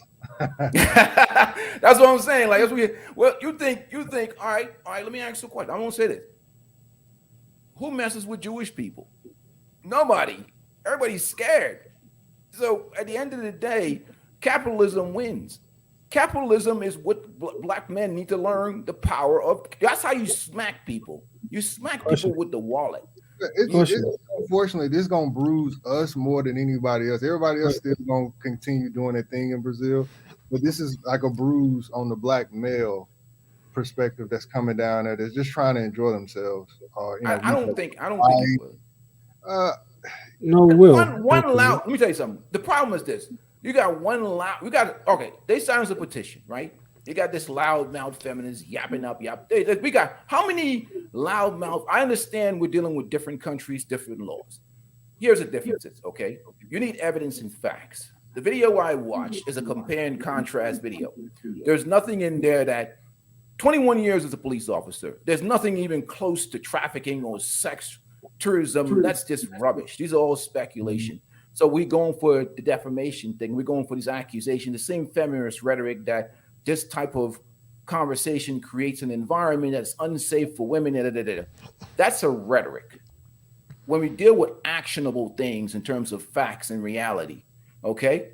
You know, I believe that which can be verified, and that's the norm right there. So when it comes down to things, everything goes down to numbers and mathematics. The question is, what is the revenue coming in from Chris and Ken or for Peaceful Life coming into this country? We got this loudmouth feminist over there that if she's coming after Austin, there's probably millions of men that can't stand her. So to think that they're going to empower her in a way that's going to stop money or progress, I think we're giving her way too much power, even though she has this position. How many loudmouth feminists we have around the world that never get that? The money will talk eventually, and that's what really comes down to it. So we're talking about the image. Our image is that which we create at the end of the day. And what at the end of the day, regardless of what, when you walk off the plane in Thailand, when you walk off the plane and whatever, what they see is money. That's just the way it is. Hold tight, Ingram. Hold tight real quick. Let me show you guys something real quick. Hold tight. Let me finish showing you guys something. I want to prove my point with this real quick, and then I want you guys to hear something. Hold tight. But this is proven, I think it was Ken's point or Chris's point. I don't know which one. I know somebody was saying something about white guys. But let's read this real quick. What it sounds so muffled for. So this was also speaking in Portuguese from the other concept. And hold tight, guys. Let me turn this thing down some. Hope that's better. But let's look at the comments. They say, I've watched your videos and your posts about the country. It's crazy to me because none of your videos seem to cast a shade on the women there, but instead cast a light in my eyes. If I were have to come to Brazil, it would not have been for anything other than to fall in love with women, with the country, the people, and the culture there. If I would have made a trip to go to the city for women, it would only been for the search of love and a traditional love. Your videos of this place made me, as a 30-year-old man, think about the possibility of raising a wife and family instead of hoarding money and success to love myself. I'm not a man that struggle too much to get women anywhere, but as much access as I have for women in the U.S., a thought of wives, kids, and children have been dead to me. and how the behaviors of the U.S. women have changed over years. So seeing young, beautiful women in other countries that seem to have values that my grandmother had was a breath of fresh air truly mean that compliment to those there. I think you have been a victim of culture shock. We all have been thereafter. We deal with this in the States. It's not your fault that we thought these women were extinct. That what the state will do to men. You were trying to save as many men in the countries as possible. I clearly saw that. I appreciate your sacrifice, bro, as you believe you have been saving lives. If any people in Brazil may run across my comment, just know the Auston videos made me look into the wonderful life that people get. And then, this is another comment real quick. This person said, I find it interesting, and this goes by, I think, what Ken or Pastor Light say, but I find it interesting that the girl who wrote the article on Auston mostly follows white guys on her Instagram. The other main girl who is trying to excuse Auston promoting sex tours also has a white husband from the States. I have nothing against interracial marriage, but I feel some of these feminists trying to destroy Auston just printed don't like black males, especially after Auston has praised Brazilian women continues and discourages. Right. And he has done that. What's your take on that, Chris? And then Ken. Well, I mean, if we're talking about the specific female who is accusing Auston, I mean, yeah, there are some racial components in this that could be a factor. I mean, you know, is he being targeted unfairly, unjustly? I mean, yes and no. I mean, yeah. I mean, on our side of the house, we just like, hey, get up off our brother. We don't want to see you attacking a black man like that. We've been fighting this battle for years, of course. But then again, it's just like he was warned as well. We told him, when you know, he was told warned, about. Be specific about being warned. You mean just doing too much content with interacting with the natives? I mean, the nature of how he was presenting. Let me see the nature of how he was dealing with the females. Like when he would do a video, anybody can go watch. You know, the questions that he was asking them, and then kind of would like cut it, and then you know, like, hey, brothers, get your passport, this and that. You know. Basically the content of his videos talking about are Brazilian women easy, you know, how quickly would a said female get in bed with him. That was one of the videos that Stephanie highlighted. I mean, she compiled a list of evidence to where regardless of how we look at it, she has created a narrative and she's pushing the narrative and she has a big voice behind her. Okay. And all I'm saying is I'm not necessarily saying that it's fair, right, wrong. I'm saying that it is, and we do have to deal with it.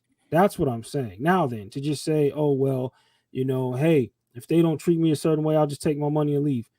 Again, she did call out women across different places and say that when these men go to this country as well. So if you don't address it in some regard, it's going to be an issue. Now then, should you, that's why I said legal representation. Brothers need to defend it, and you need to care, because my thing is, what, you're just gonna keep running around till you wind up having to get chased back to the States? I mean, jumping from spot to spot is not the answer. Dealing with this head on, defending yourself, because this is my thing. If you give a damn about travel, this matters to where you need to defend it and say, oh, we just vacated the territory and we just left. Well, what does that look like to the Brazilians? Their perception is, okay, all of a sudden y'all have been labeled these guys, and then all of a sudden y'all disappear. Well, what does it look like? It looks like Stephanie ran all of y'all up out of Brazil is what it looked like. And then guess what happens to be the continual perpetual narrative? Guess what, feminists? When we want to get black men out of a country, all we got to do is slap some allegations on them, and then guess what? We're just going to tuck tail and fucking run. Those are the type of things we need to not do. Look at Andrew Tate. Andrew Tate didn't get charged with anything. But the Romanian police still detained him.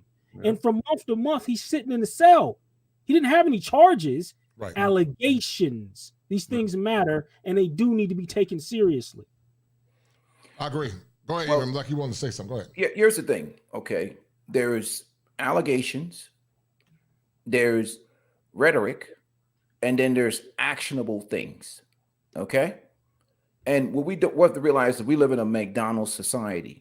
It is not my position to get up and run from anything.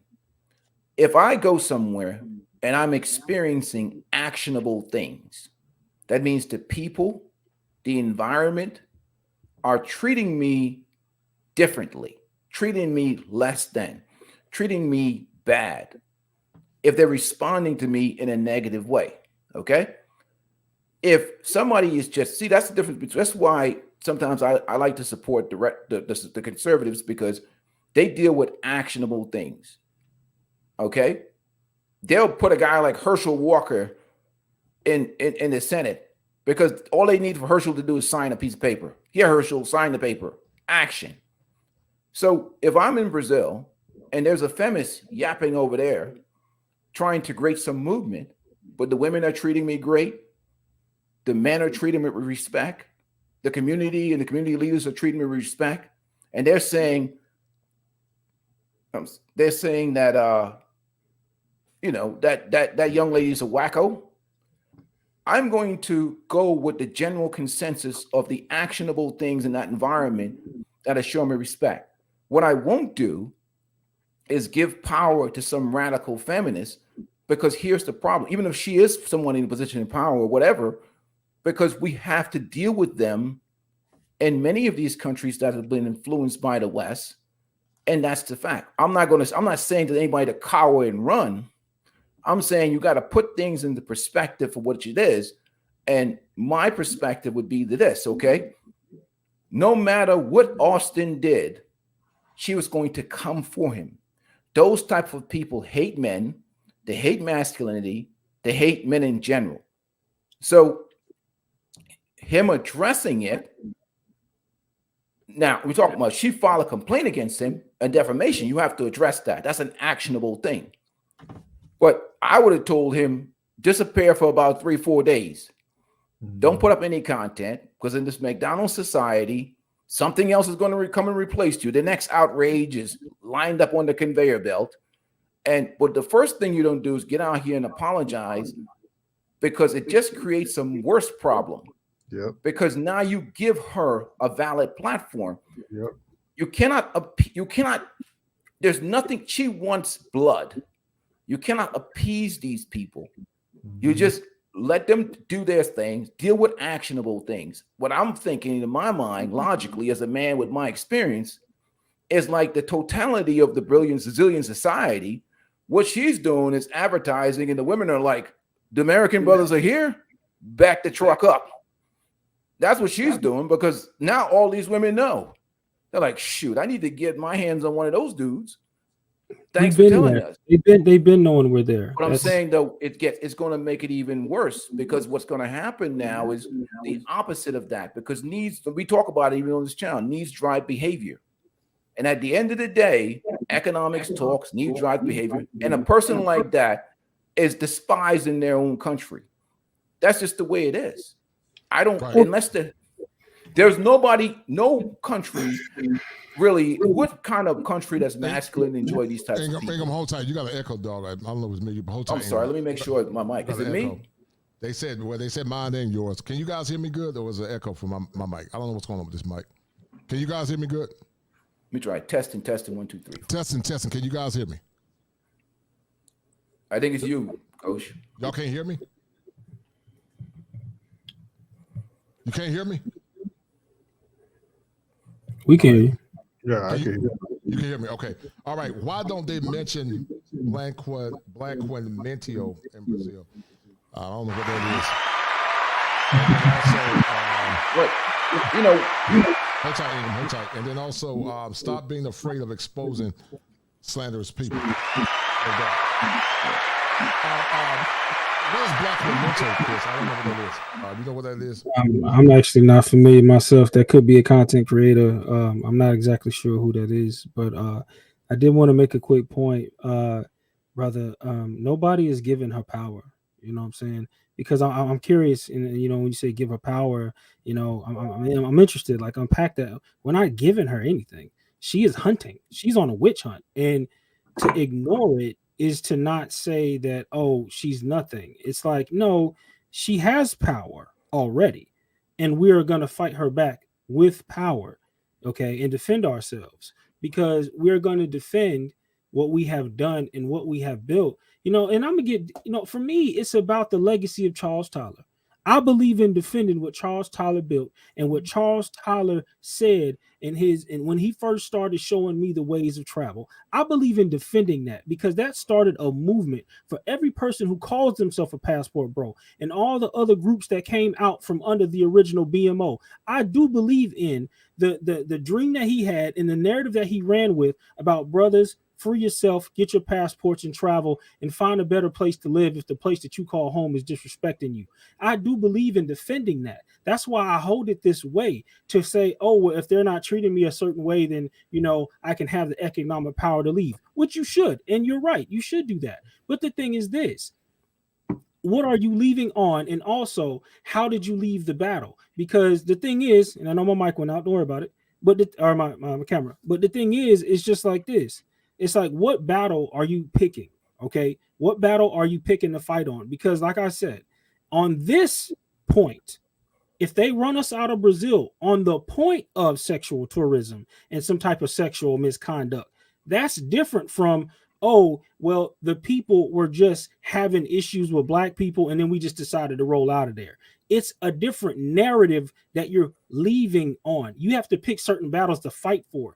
And I say on this home front, on this front, you want to put your flag in the ground and say, no, no, no. You will not label us sex tourists and then put all this on us and watch us scurry away like rats.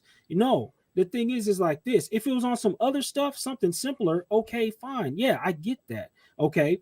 But the thing is, many men have built legacies. Brothers have been there for 30 some odd years and stayed there, and families and all this other stuff. We have good rapport with these people. There's no need to just say, oh, well, y'all treat me a certain way. Well, I'm just going to roll out because my economic power is going to do this. They're going to look at you and be like, okay, leave. You know what I'm saying? Okay. Because our American ego is going to be like, oh, Brazil needs us. Let me tell you what, there's a lot of Brazilians who will do just fine saying, hey, y'all can get up out of here if this is the type of way you're going to conduct yourself and this is the type of behavior you're going to have. Because we got to look at what we're defending. On the side of Auston, we are saying that Auston family, no, you moved sloppily.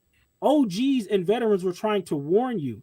If everybody was just on the side of Auston saying, oh, he didn't do nothing wrong, then he never would have got shout outs or people would never would have tried to got a hold of him to tell him to cool off and slow down because we foresaw how serious this could get. He did not listen. That's where he was wrong. Now then, moving on from that point, now we have to say, okay, now we have to get out here and defend and clean up his mess so that we can keep the relationships that we have, we can keep the businesses that we've built and all the time that we have invested, and we can say, look here, we're not going to let these things crumble because of one young brother got out here and was being ignorant. We're not going to let that happen. We're not going to go out like this. I can understand if out of nowhere it was on some other stuff, just some weird, all of a sudden racial discrimination against black men traveling. We're just like, where did this come from? You know what, Brazil? Y'all are being goofy. We just going to roll out. Okay, that's a bit different. But sexual allegations, those are heavy things that as black men, we do not want to be the face of. And we do need to be fighting back against it. Not just saying, well, I'm a big, bad American. I can just take my money and just go somewhere else. No, that's you and your ego. Get out of that and say, no, I want to keep rapport. That's not my perspective. I want to keep rapport with these people. I want to make sure that I understand that I am humble in their place. If I come to a new place and the rule is take off your shoes when you come in the door, I take off my shoes when I come in the door. And I respect these people. And I say, oh, I'm sorry. Am I offending y'all? Excuse me. Let me retract that. Let me show y'all that I am not the one who's going to come down here and continue to try to put y'all in a bad light if y'all say it's a bad light. See, he was told and warned that what he was doing was putting these people in a bad light. But the American ego kicked in and said, I can do what I want. And that's where he fell. Fair enough. Better, and veterans and OGs do not defend that behavior. Fair enough, Chris. That's fair. Well, go ahead. Hold tight. I'm gonna let you go. Hold tight. Give me 1 minute. Let me see. Hope you guys can hear me good. So some are saying that Auston did not screw up the feminists created the narrative to attack him. Big Kev said Blaquentimito is a post-colonial modern norm in Latin America, mating with paler people to make themselves lighter. And somebody said this Stephanie Ribeiro woman said that she hates men. So I'm not surprised Not surprised at all, based on the vitriol and the level of ignorance associated with that. Hold tight, and thank you, Big Kev. Can you guys hear that? I don't know why I can't hear it in my ear, man. Can you guys hear that that sound effect? Yeah. Y'all can hear, but I can't hear. That's wild. That's wild. Yeah. So that's it. And then also shout out to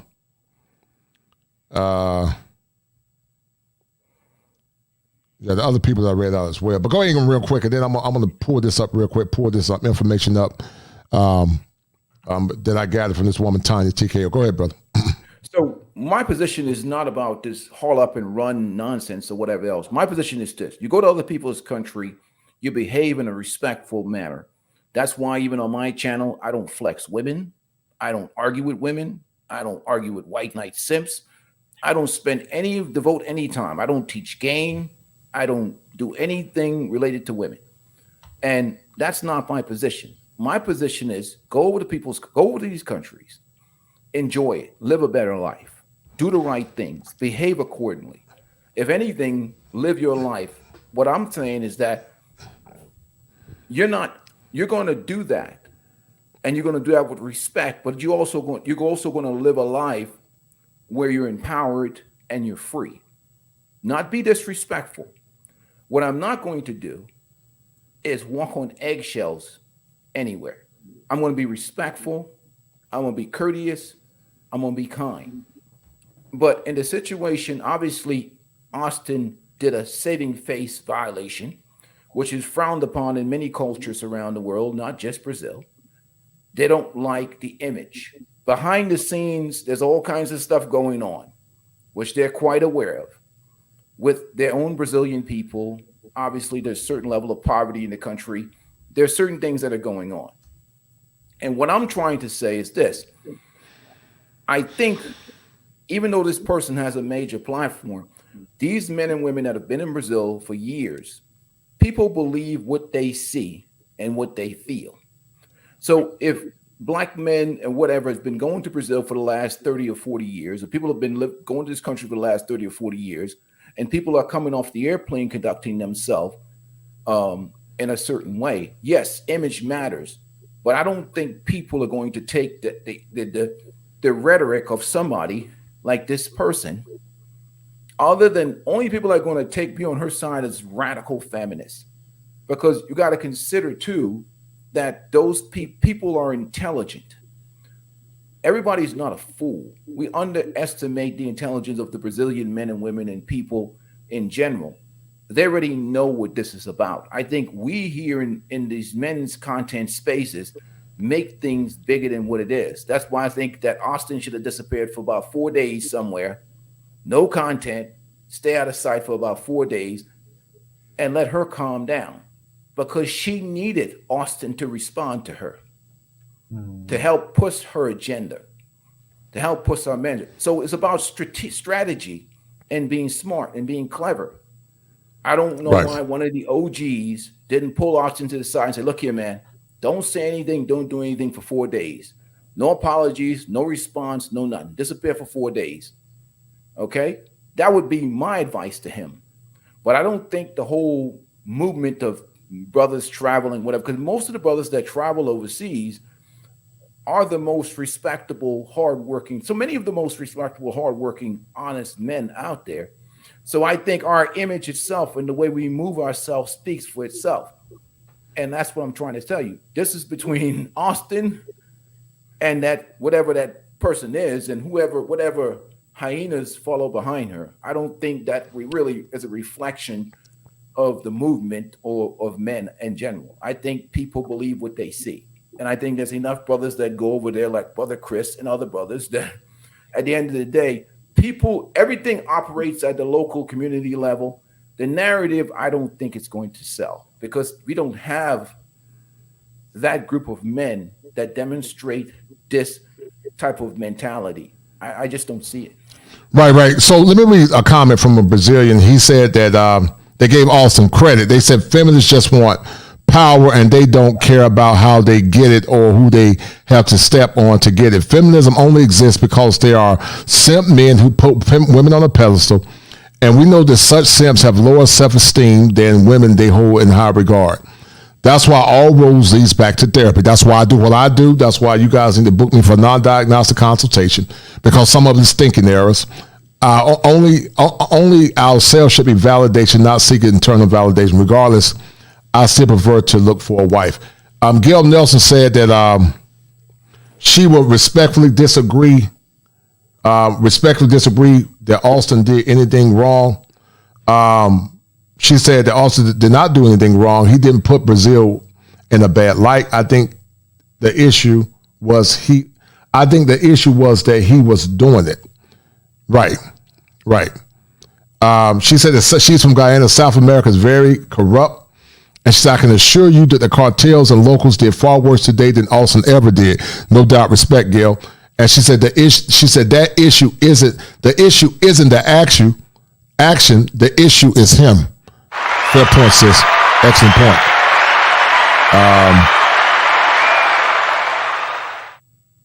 And she said the South American government does worse than Auston Hollemon. I totally agree.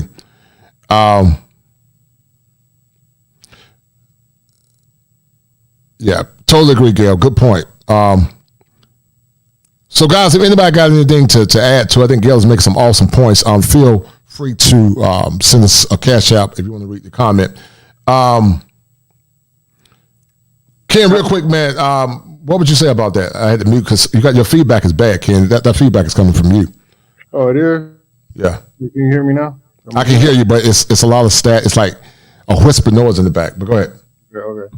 Well, I definitely think he should have took a pause, Auston. I think he should have laid low for a while and not post anything, because basically you just added fuel and ammunition, and this thing is just kind of like keep recycling. The whole thing just keeps spiraling. And if he kind of just would have laid low, because if I'm not mistaken, I talked to some legal counsel and they kind of suggested that. I didn't get a chance to get in contact with him, but they suggested what he said, to just lay low, and this would kind of like feather out. But him doing that actually kind of gave her more ammunition, and look at the American gringo, he's backing down, and it's almost like kind of like a victory in some kind of weird way. That's in the feminist perspective. Mr. G's World says, stop taking American culture overseas. I appreciate it, brother. I don't know if I can hear the same. You guys can hear it, but I can't hear it, so I don't know what's going on. But I want to pull something up. Ken, you've done a masterful job, man. I appreciate it. Chris, real quick, and before I pull up this next thing, if you could, do it under a minute or two. What do you think about the response, man, that what Gail said, and also what the Brazilians said? They say he did nothing wrong. There was a Brazilian giving Auston credit, because we keep talking about culture, but there are Brazilians that felt like he was too abrupt and obtuse, and there are Brazilians that felt like he did nothing wrong. Go ahead, Chris. Well, like I said, this is a double-edged sword conversation. I mean, on some points, it's going to be kind of hard to argue, because now we get into morals, we get into ethics, we get into culture, and then we eventually can ratchet it up to law. But, the thing is that when it comes to who's saying what, and like we had Gail made a comment, about, the Brazilians do worse. Well, guess what? You're an American, and like the last comment just said, you're overseas. Don't take your war overseas. That's the thing. We don't need to get into anything they got going on. Not none of their cultural issues, not none of their political issues. You stay out of it. And that's why you are warned about doing certain things that could stir that up. Because those of us who go there know how passionate they can get about certain things. Certain people can start a movement and ratchet things off. You could imagine her being like an equivalent to the leader of BLM. She's a person who organizes certain things like organizes certain things like movements and demonstrations and stuff like this. She's written books and things like this. So my thing is that there is going to be a fair number of people who are behind her. And yes, of course, for people in your immediate circle who are not bothering you or doing anything wrong, of course, you wouldn't really have to worry about that. But the thing is that you don't want to make it harder for yourself when you start moving around. Like we're saying, you don't want to bring your American gender war overseas, and now all of a sudden you're a target. And now all of a sudden they see the American or the Brazilian people now see, and they associate with, Black American men are now associated with a certain side. So now where they had a neutral view of you, Now they can start easily categorizing you into certain affiliations based off of what you are defending as an American, and they say, "Oh, we never knew y'all were on that." Well, if that's what y'all are on, then some of us ain't really gonna deal with you like that. Now, I'm not saying that some of those things can just be 100% avoided. My biggest point is you don't want to make those things worse. And like I'm saying, of course, cartels and what they do in the favelas and the crime down there, of course, these things do happen. But you're an American. You're a bigger target. Okay, you having about 40,000 subscribers on YouTube, being in their country, and they're just like, oh, look at this. You're going to be one of the ones that they make an example out of for whatever they're trying to push. Why? Because you can be used as clout. You can be used as anything, because this is why you want to make sure that you're moving accordingly to where you are moving quietly, to where you're not giving them any fuel. Because like you made a point earlier, you said that whatever he did, she would have went after him. And I disagree. Auston was warned to stop doing certain things because you're making yourself a bigger target. Auston just being there would have been just fine. Why? Because so many other brothers have been going there for years and have never had issues like this. That's why. Therefore, to say that, oh, well, whatever he did, she would have came after him is false. No, he started acting an ass, and then he talked about how he wants to be Mr. Controversial content creator. Well, guess what? He found his controversy, and now we're all having to pay the price for it. That's the bigger issue. And so now we're having to clean up, and now we're having to bring our gender war out of America, and now we have to go fight it down in Brazil. Thanks. Fair enough. Let me show you something real quick. Let me read this real quick. Hold tight. I'm going to read something real quick. So this is what I guess an American said about Auston. Can you guys hear me? Can you guys hear me? Okay, perfect. So she said, I just have to say one thing. Don't be sad. You were misunderstood. She said that he was misunderstood. So it's like it's a mixed view. Some said that, yeah. Anyway, I don't think it's fair for you to be hostile for something that many other gringos do and nobody else accused them of anything. Brazilians only understand what they want to understand. For example, there are gringos that I won't mention the name of their channel that say they die of the love of Brazil. All Brazilians subscribe to the channel and suck up. Oh, you're the most Brazilian gringo I know. Actually, they just want subscribers on the channel that no one others notice. What you can do is move forward. Don't be defeated in front of envious people, which I think some of that played a role too. But also what Chris said, maybe being too controversial. You arouse the envy of Brazilians, even in the face of this controversy. If you want to date the girl you want, you knew, yes, Brazilian women are crazy about gringos who speak English and look different from men here. Blondes, brunettes, blacks, redhead, crazy to date you, KK. I don't know why it's so much controversial in the face of truth. What do you think about that, Ingram, real quick? And what do you guys think about that, real quick? But actually, yeah, Ingram and then Ken. Go ahead. Unmute yourself, brother. Go ahead. Sorry. I understand where Brother Chris comes from. I understand his perspective, but I'm going to be straightforward. I don't approve of everything that people do, and I believe in accountability. But I cannot break rank with Auston Hollemon. He's my brother. I'm going to protect him. I would have a private conversation with him, but he's overseas, and if he needs protection, he'll get it from me, and he'll get it from other brothers. There's a coalition of men. I'm going to support my brothers unless he does something completely egregious. This is a terrible PR thing. This is compare and contrast going horribly wrong, where the brother didn't really understand saving face in other countries, something that she probably should have studied before going over there. But I'm not going to break rank with Auston. And I think that Brazilian people are smart enough. And I don't think that that's going to change the narrative unless we make it so. I think Brother Auston should have took about 4 days off, get away from content creation, like sometimes some of us do. But I think that even though we have different perspectives in different countries, we got to give people the credit for at least being reasonable people in some regard. And I don't think that's going to change anything. Brothers are going to still be going to Brazil. Brothers are going to still be going to Colombia. Brothers are still going to be traveling. and doing whatever they want. Because at the end of the day, I don't think that this is going to affect the movement other than what we make it. I think if Austin had took 4 days off, didn't say anything, it would have blew by in the wind, because the circumstances are still the same in Brazil and any other country. Ken, real quick, go ahead, bro. What would you like to add to it, Ken? Well, I think, you know what? I think he would have, but I think his ego got in the way of that, because he looked at this as an opportunity for views, for clicks, and, you know, people are talking about me, so let me take advantage of it. And he didn't think, and once again, he was thinking about himself. He didn't think about all the other black men that travel, and he just really just thought about himself. I'm gonna be honest with you, because he know that he would have took at least a week, or just even change the content, start talking about food. I don't know, it could have been anything, but no, he strategically wanted to talk about that because obviously it's for clicks and views. He's looking at the viewership, saw an opportunity. Fair enough. Hold tight. Chris, real quick. What's your take on that, real quick? And I'm gonna pull this thing up. I want to show you guys. All right. Well, like Ken said,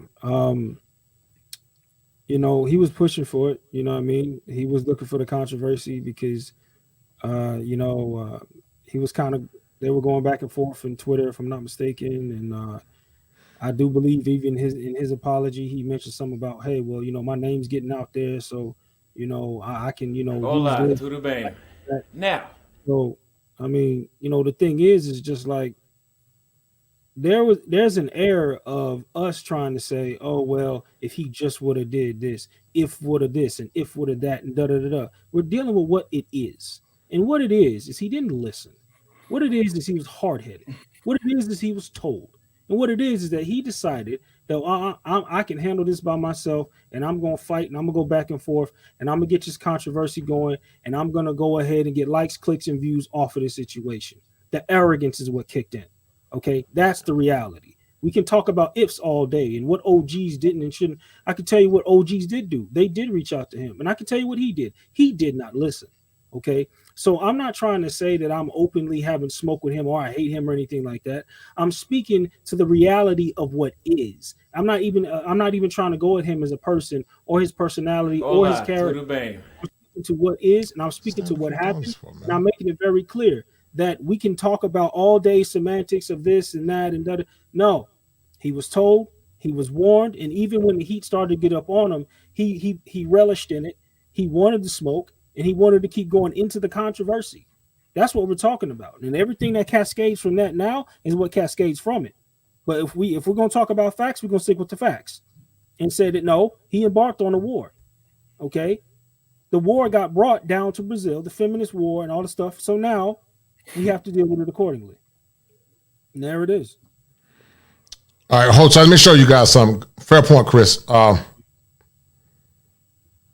me share something with you guys real quick. Hold tight.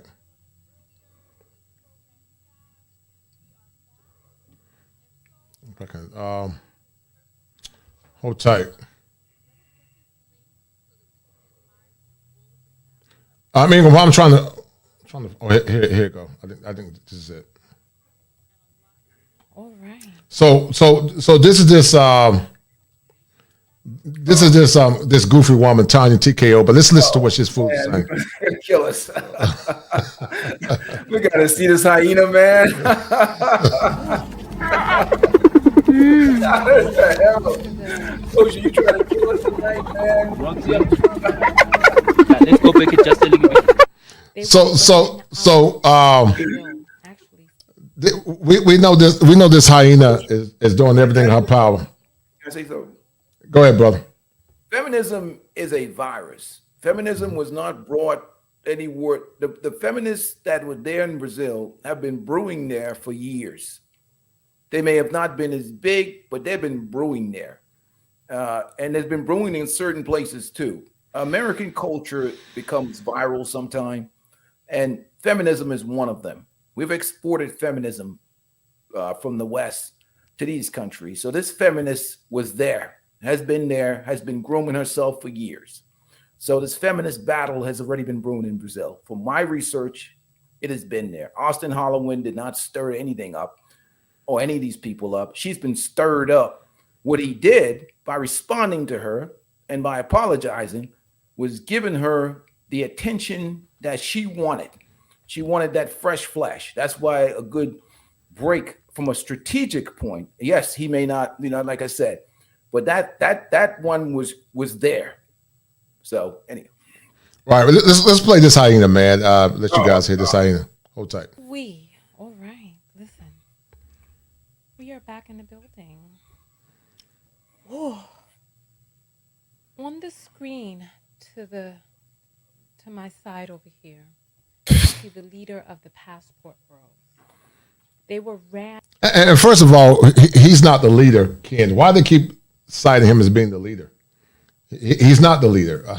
Well, they need a face. They need a face, and obviously, it's quite evident that feminists from the Latin and South America actually have some kind of rapport with the North America. It might be a North American union, South American union of feminists. Obviously, it's a network, and obviously they needed a face for something as such. And unfortunately, it's Auston. Brother Auston, I agree with you, Ken. And out of Brazil, actually South America. Oh, listen, we're coming in hot and live right now. I'm waiting for the link to populate on YouTube so that we can get the link out to the text notification squad, because we tried to report on it earlier. The program crashed and we are back. And so, oh yes, the link is here. Perfect. So let us get this link so that we can get live on all of the platforms, because we have a lot to talk about. I have a lot of videos to show you and a lot to go through, because there's some fishy activities that have been going on. And these men were exposed for turismo sexual. For those of you who don't know that lingo, that is sexual tourism. They were exposed. Let me tell you. And I'm gonna use this at some other point for dealing with this crazy ass hyena. But that's always the talking point. They take one thing, blow it out of part, blow it out of proportion.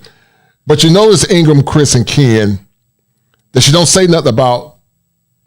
It's almost like there's some venom towards us black men in general. Anybody else can travel, do whatever, but she focuses only on black men. Do you guys notice that?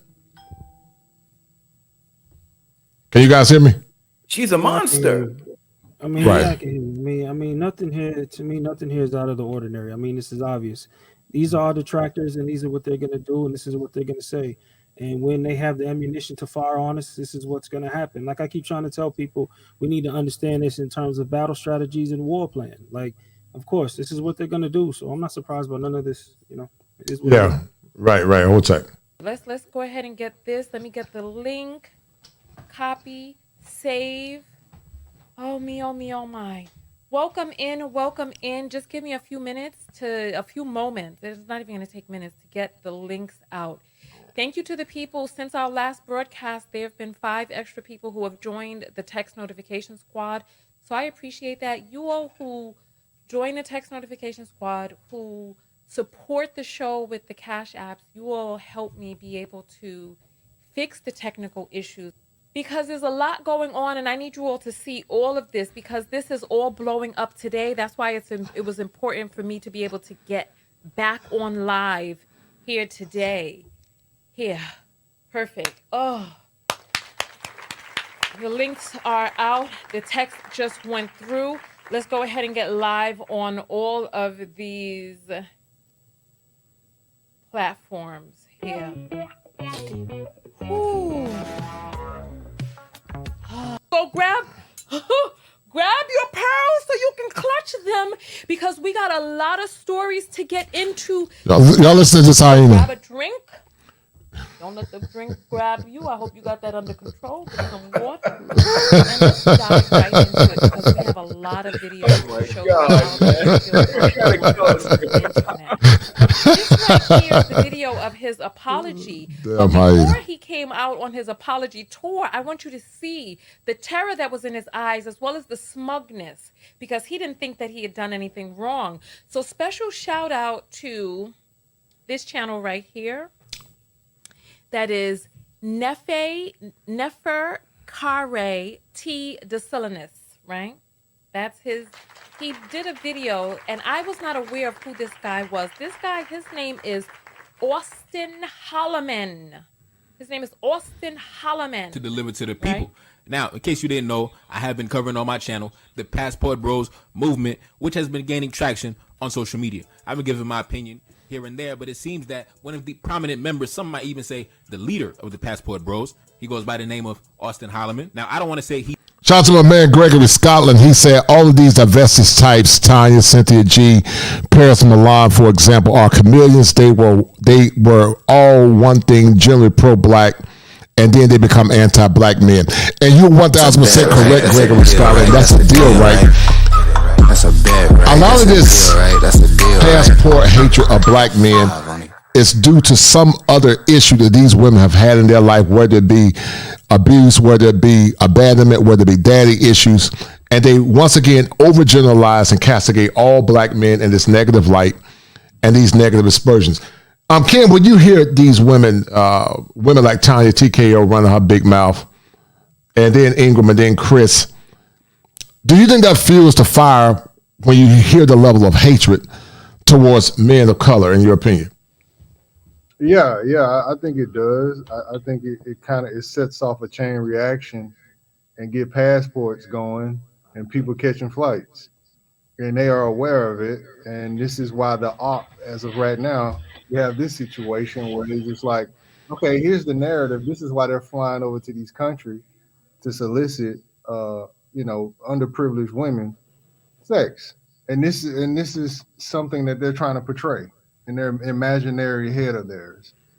But it won't stop anything. They could try to butcher and badger it, but as long as we can get passports and catch flights, it's nothing they can do to stop it. Chris, when you hear the visceral hatred, man, and it's definitely a visceral hatred, what's popping up in your head, Chris? First of all, it's very interesting how they don't ever mention how black women travel more than black men. Mm-hmm. We don't talk about them going to Jamaica. We don't talk about them going to Aruba. Mm-hmm. Black women are in the Caribbean. Stella got her groove back. Black women are going to Africa. Okay, they're already talking about the issues that they're having with white women traveling into Africa and buying up young men for sex. By the way, these things don't get talked about, but we have to be the face of everything. And as soon as our detractors start to have talking points that they can go off on, and now that they have the proper fuel and ammunition to try to take our image down even more, these are the type of things that are going to happen. So I said before, nothing surprises me here. And unfortunately for them, this only makes things worse because they're not making themselves any more interesting to black men. I mean, fine. Y'all attack Austin. Go at it. You're only furthering the narratives and only driving a bigger wedge in the so-called community that y'all want to defend. Right. Yes, sir. You know what I mean? Right. So the thing is, it's just like, it's a lose-lose. They want to sit there and try to clown Austin and drag him through the mud about y'all passport bros, this and that. Look here. Y'all are not doing yourselves any favors. Y'all have more passports than black men. Right. Nobody's talking about what you do. Nobody's airing y'all out like that. Right. So again, I'm not surprised by none of this. Hey, Ingram, go ahead, Ingram. Go ahead, Peaceful Life. Go ahead. First of all, I survived that hyena talking. Oh my God, that's torture, brother. I salute. That's tough. I fully support what Chris is saying. What I'm saying, I totally agree. Here's the deal. As go to men, as go to community. The men are the community. Without men, you have no community. That's just the way it is. We have our own society. And the people like Tanya TKO and all of them, just outcasts, hyenas taking swipes. The thing I'm talking about is from a perspective of strategy is why I look at the world. Okay. And what I'm saying is that we got to separate the rhetoric and the attempted slander from what's happening, what's actionable on the ground, and what people actually value. We live in a McDonald's society. Today they're talking about Auston Hollemon. Tomorrow he's forgotten. That's true. That's how quickly it moves. That's true. And what I'm saying, that this incident with Auston Hollemon is not going to change the narrative of anything, because people deal with things in reality. And the reality is that Black men are sick and tired of women like Tanya TKO. And apparently, Brazil may have been infected by a few women or a group of women with this same mentality. So you're going to get this same feedback. This might not be the totality of the masses, but you're going to get some of this. This is like a virus, the Tanya TKO virus. So you're going to get some of that.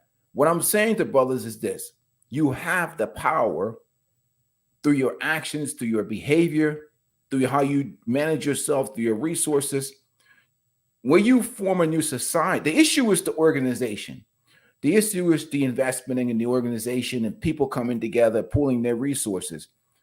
I know the hatred that is towards Black men by these women, right? But they're powerless. They're only as powerful as much as we feed into this. Mm-hmm. And that's the problem that I have, is that we're taking everything that happened, mishaps that happened, issues that happened with Auston, and we're inflating it and giving these Tanya TKO Brazilian style more power than they actually have, because everything happens on the ground game. Right. And that's the problem that I have. We're not behaving strategically as men. We're overreacting emotionally out of concern. I understand it's a valid concern, but we got to also let the process of time take over. Let common sense take over. Let logic take over. Because, like I said, you can only really support what you can verify. And if brothers like Chris and Ken and everybody else is going over there living their life, nobody's going to be overly controlled by some radical feminist Tanya TKO, what probably most of Brazil hates or don't like. The majority of that population probably despises people like her or the Tanya TKO Brazilian version. So I think we got to give respect, because all types of things towards image must be taken serious. But at the same time, strategically as men, we got to understand, in a week or two, she'll find somebody else to bother. Because at the end of the day, once the juice is no longer worth the squeeze with Auston, it's going to move on. Because at the end of the day, Brazilian women are going to do what they're going to do. Brazilian men people are going to do what they're going to do. I think we're giving her too much power. Not that we shouldn't recognize who she is, but at the same time, nothing is going to change the way things operate. Hey, shout out to my man Low in there for that $5 super sticker. He said that if you're going to invest in Black women, divest in all fronts, even talking about their displeasure. Well, as I said earlier, Low in theory, and thank you, sir. I don't think no man on this panel hate Black women. I think every man on this panel want to be with a Black woman for the most part, or love Black women in general. But I think what they're saying is that it's behaviors of some of these Black women that's problematic for them. I'm going to show you guys something real quick. And Ken, this goes back to what I was talking about earlier. Sex tourism is when these women go to these countries and solicit these men with money for services. However, in other countries, women come to American gringos to solicit them for the most part in general. Is that fair to say, Ken? Man, I thought you were joking about this, but this is actually serious.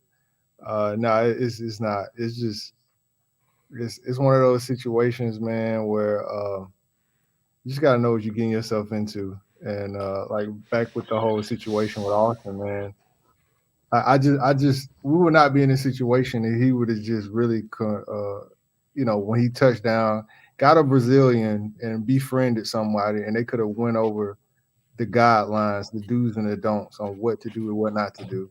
Mm-hmm. Even I'll take it a step further. He could have showed the video and displayed it to someone that he casually met and be like, hey, what do you think about this video? Mm-hmm. And they would have even informed him from that perspective, not just him, you know, hearing an elder saying something and him being like, "Hey man, you hating on me? Why you hating?" He could have fair enough. Yeah, that's fair. Let's read this about female sex tourism in Gambia, and mostly it's middle-aged, bad-built white women that are going to Gambia to solicit. But once again, Chris Ingram, and also Ken, Tanya TKO don't say a damn thing about them or the black women that travel abroad or any other ethnic group. But because they have such a visceral hatred towards black men, perhaps her boyfriend hurt her, her baby daddy hurt her, her father hurt her, they generalize all men and say what makes me angry, guys, is that people say any man that travel, they're going for sex tourism. Whereas once again, women that go to Gambia, they go with money and they throw money on the table. Versus when men travel, these women solicit many times, and I can correct me if I'm wrong, men for money, love, and men for money, sex, or love, or whatever. But unlike Thailand, however, sex tourism in Gambia isn't the only thing with women 50-something.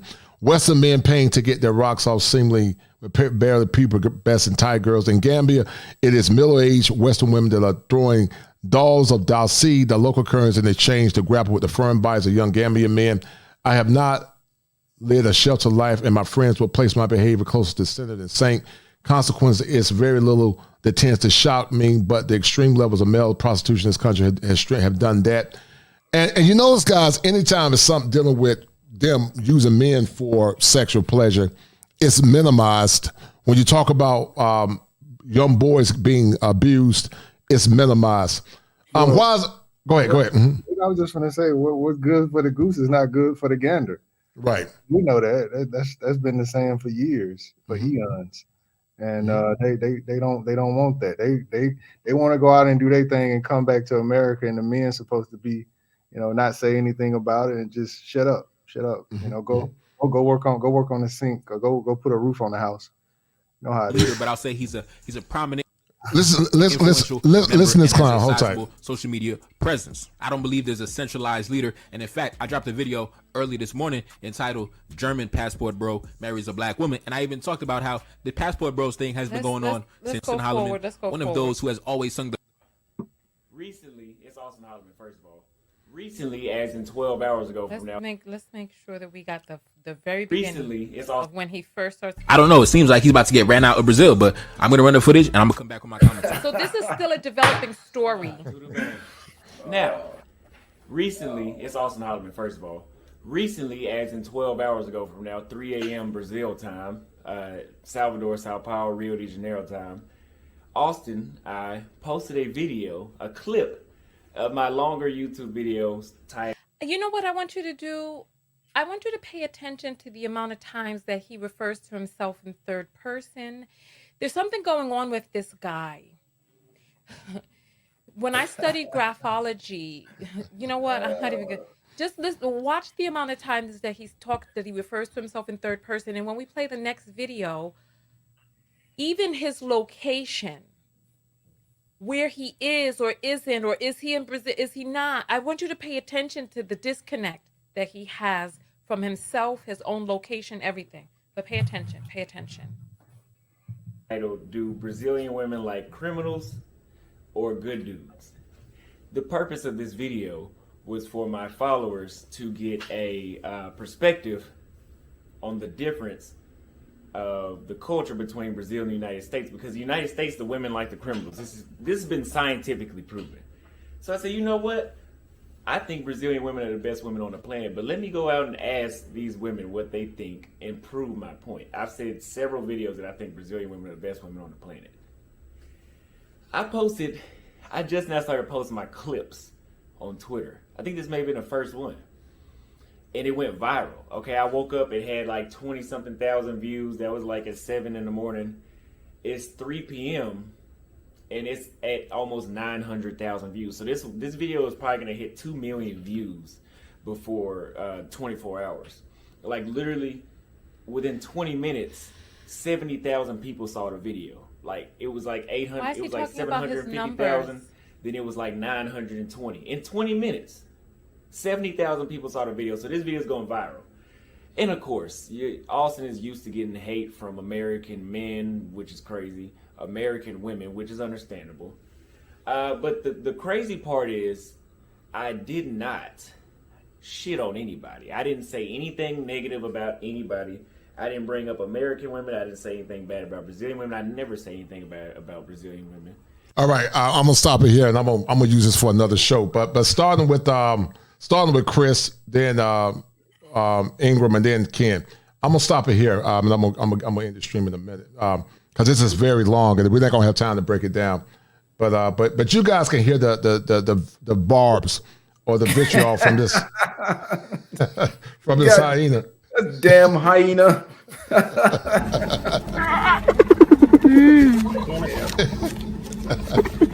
But Eagle, what are you hearing, man? Tell me what you hear, man. Let's go back it just a little bit. I wish my opponent was her.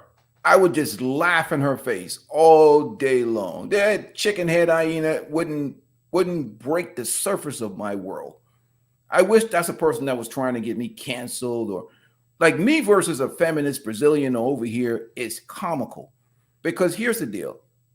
I'm not giving a person like that any air. From what I'm hearing from Austin, that apology was the worst move ever. I don't know who advised that. Probably nobody, like Chris said. Nobody's not listening to anybody. Like I said, I don't know who told him that. He just gave these hyenas the talking points that they need to come after Passport Bros and other movement.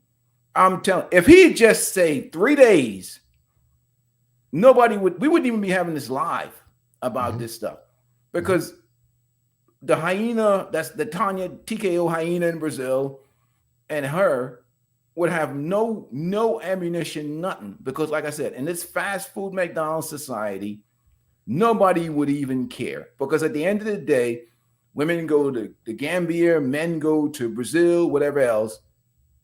All people see in general is a gringo coming off the airplane, or a person coming off the airplane to spend money in their country. And if somebody's going over there and they're respectful and they're respecting the culture, they're not going to change their mind about anything because of Auston Hollemon and some toxic Tanya TKO hyena. No one's going to do that. I think people are smarter than that. All right. What do you think about all of this, Chris, from what you heard, man? All right, cool. No problem. And in regards to Brother Ingram, you know what I'm saying? That's your opinion, man. It's cool. Like, you know what I mean? I can't change your mind about how you feel about certain things. You know what I mean? I can only deal in the reality that I deal in. And I don't think it's an over emotional reaction that we're having in regards to brothers who travel needing to create a unified front and take care of this as soon as possible, and making sure that the necessary actions are taken or were taken, or we put things in place so that we can handle this situation as it continues to unfold. I definitely do not think it's an overreaction, and it's definitely not something that we should just ignore and just act like it's just going to blow over. Not at this point, anyway. Maybe there was a point where it could have been blown over, but it's time out for that. And then the moves that he made afterwards, which some say he should have did better apology, some say he shouldn't have done an apology. I'm more or less on the side of, you know, if you were going to do an apology, you wanted to be something that was a little bit more sentimental and directly, once again, speaking to the people of Brazil and not worried about your numbers. Tanya TKO quickly identified how you can shoot holes in your apology and go right back to your ego, like I said before. So these are the things that even when he tries to apologize, he's still countering back with his ego.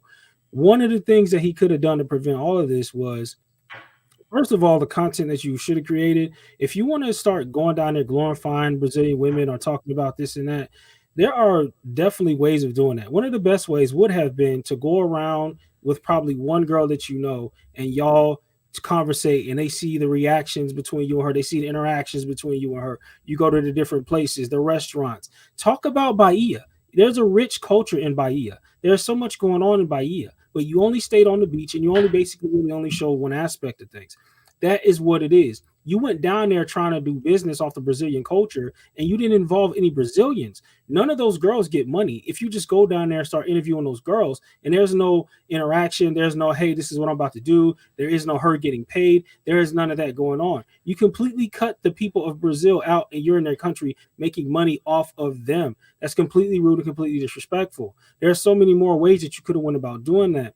And then when he was called to task and called with, had to put his feet to the fire about it, he responded in ego and basically said, hey, nah, man, this is basically, he was trying to poo-poo it and say, yo, this is ridiculous. Where it's just like, brother, yes, from our American perspective, we can draw that assumption. But again, it's an away game, and we should be more aware of what they're saying and how they're perceiving it. And you're not necessarily looking for the smoke and trying to laugh at the allegations against you.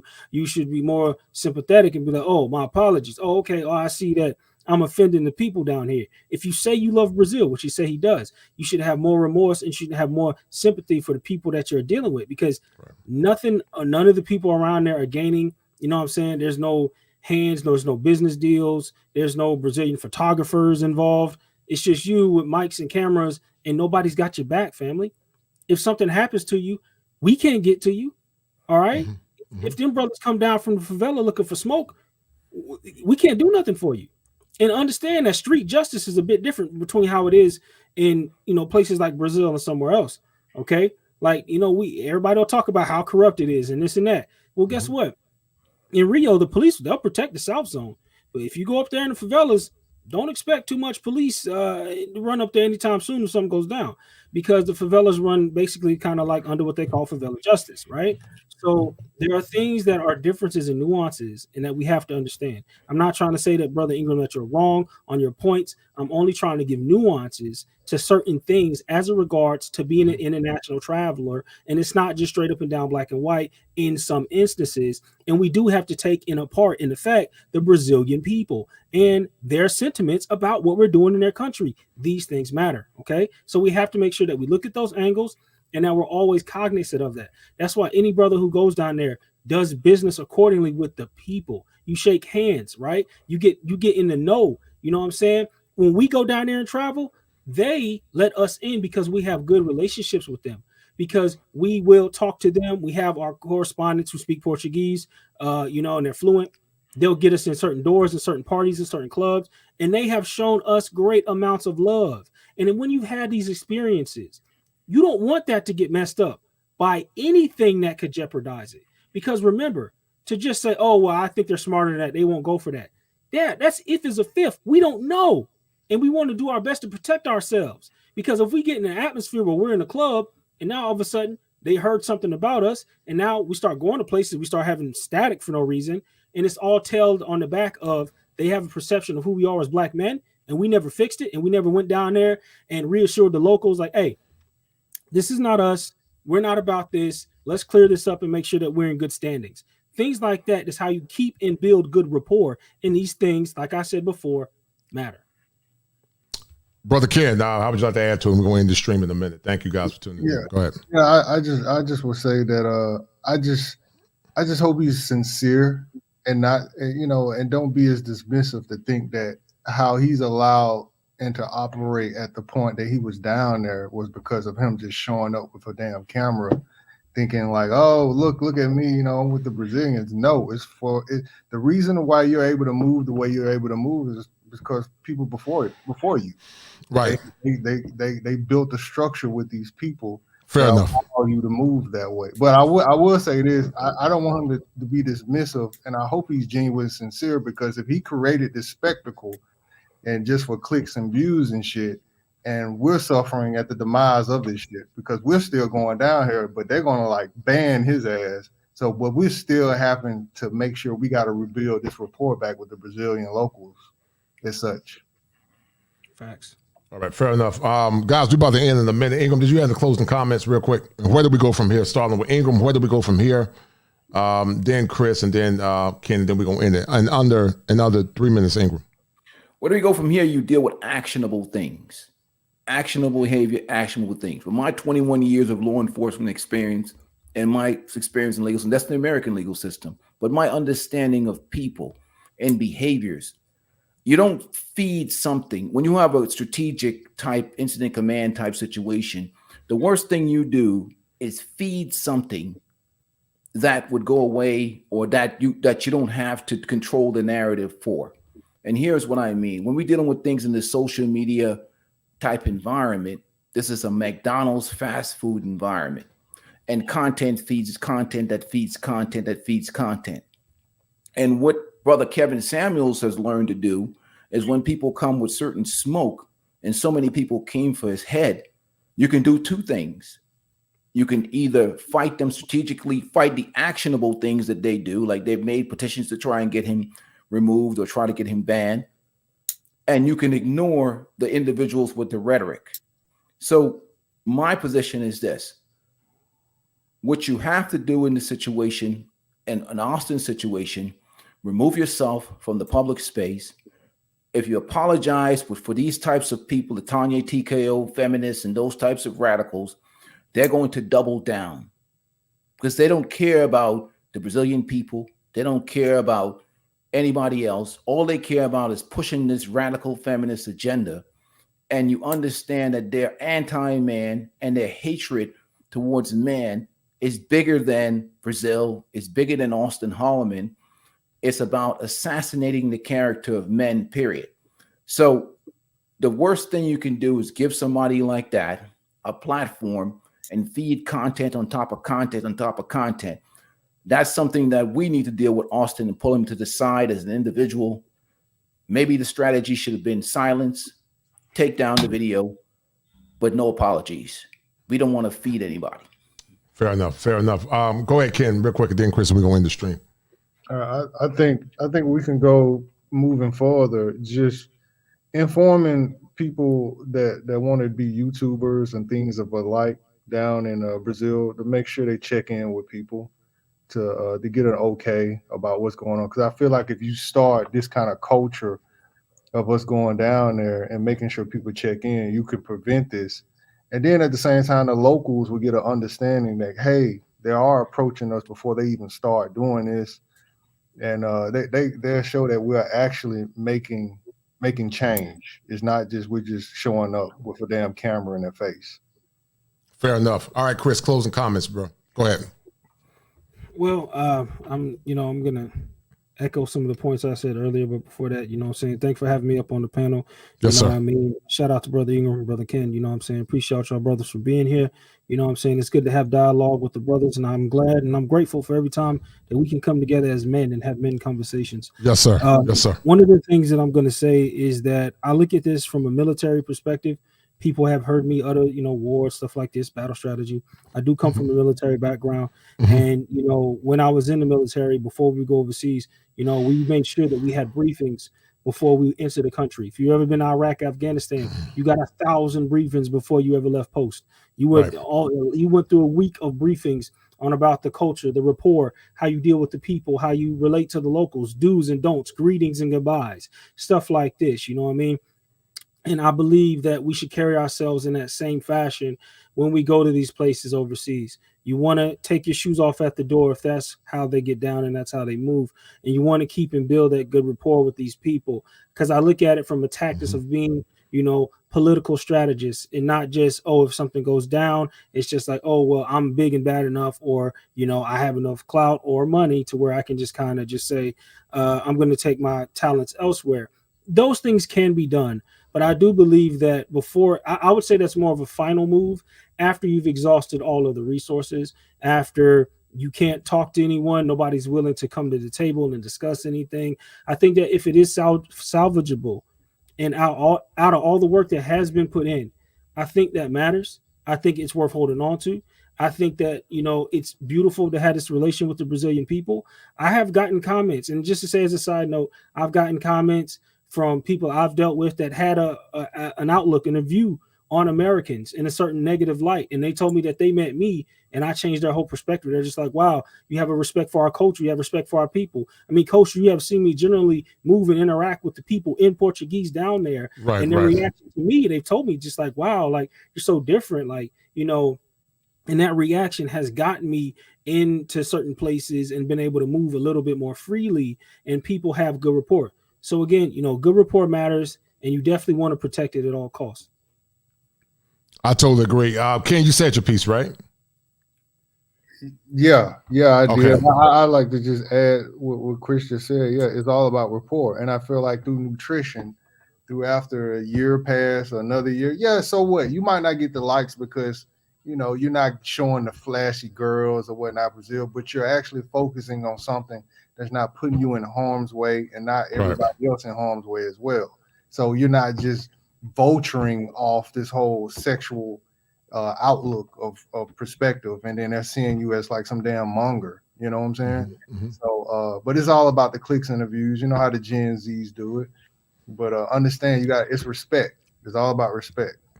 Fair enough. Well, listen, guys, I'm about to eat and watch this Cowboy Tampa Bay game, man. Who's a Cowboy fan up here? Ingram man's probably a Cowboy fan. I hope nobody. Oh.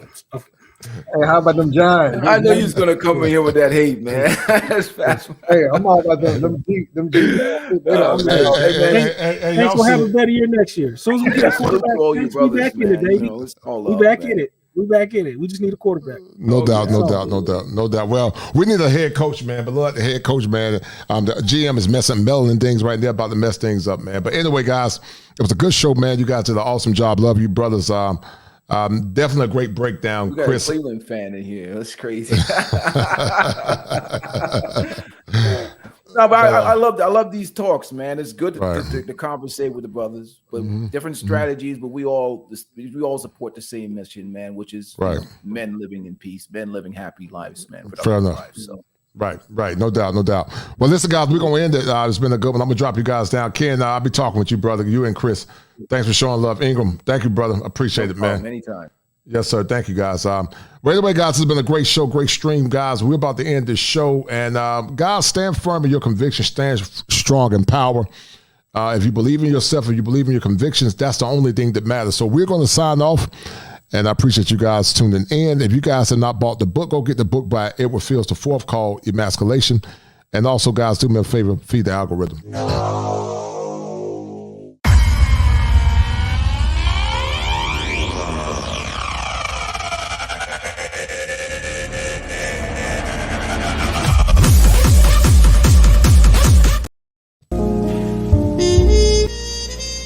Have you been distressed or perplexed?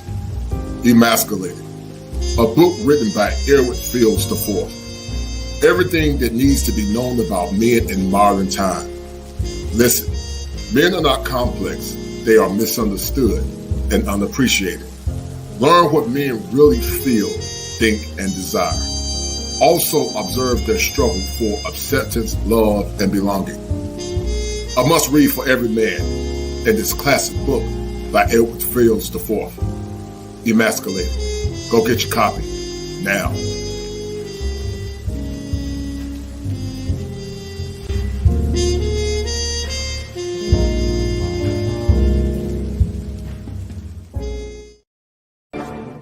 Fire for your mind. The culture clinician. All right, guys, we're about to sign off. We're about to end this stream. It's been a great show. It's 36 minutes after the hour, 8 o'clock, talking about change.org and petitions and how people use those things, not for advocacy many times, but for suppression and also for distress. But anyway, guys, about to sign off. I love you, brothers and sisters that tuned in. You guys did an awesome job. I appreciate it. And based on the polls, guys, based on the polls that have been erected, 91% said that they felt that people use change for bad, not good, to suppress freedom of speech out of 102 people that voted. So we're about to end the stream, guys, and they're heading to the bank. Thank you, guys. Be well. Fire for your mind. The Kosher Clinician.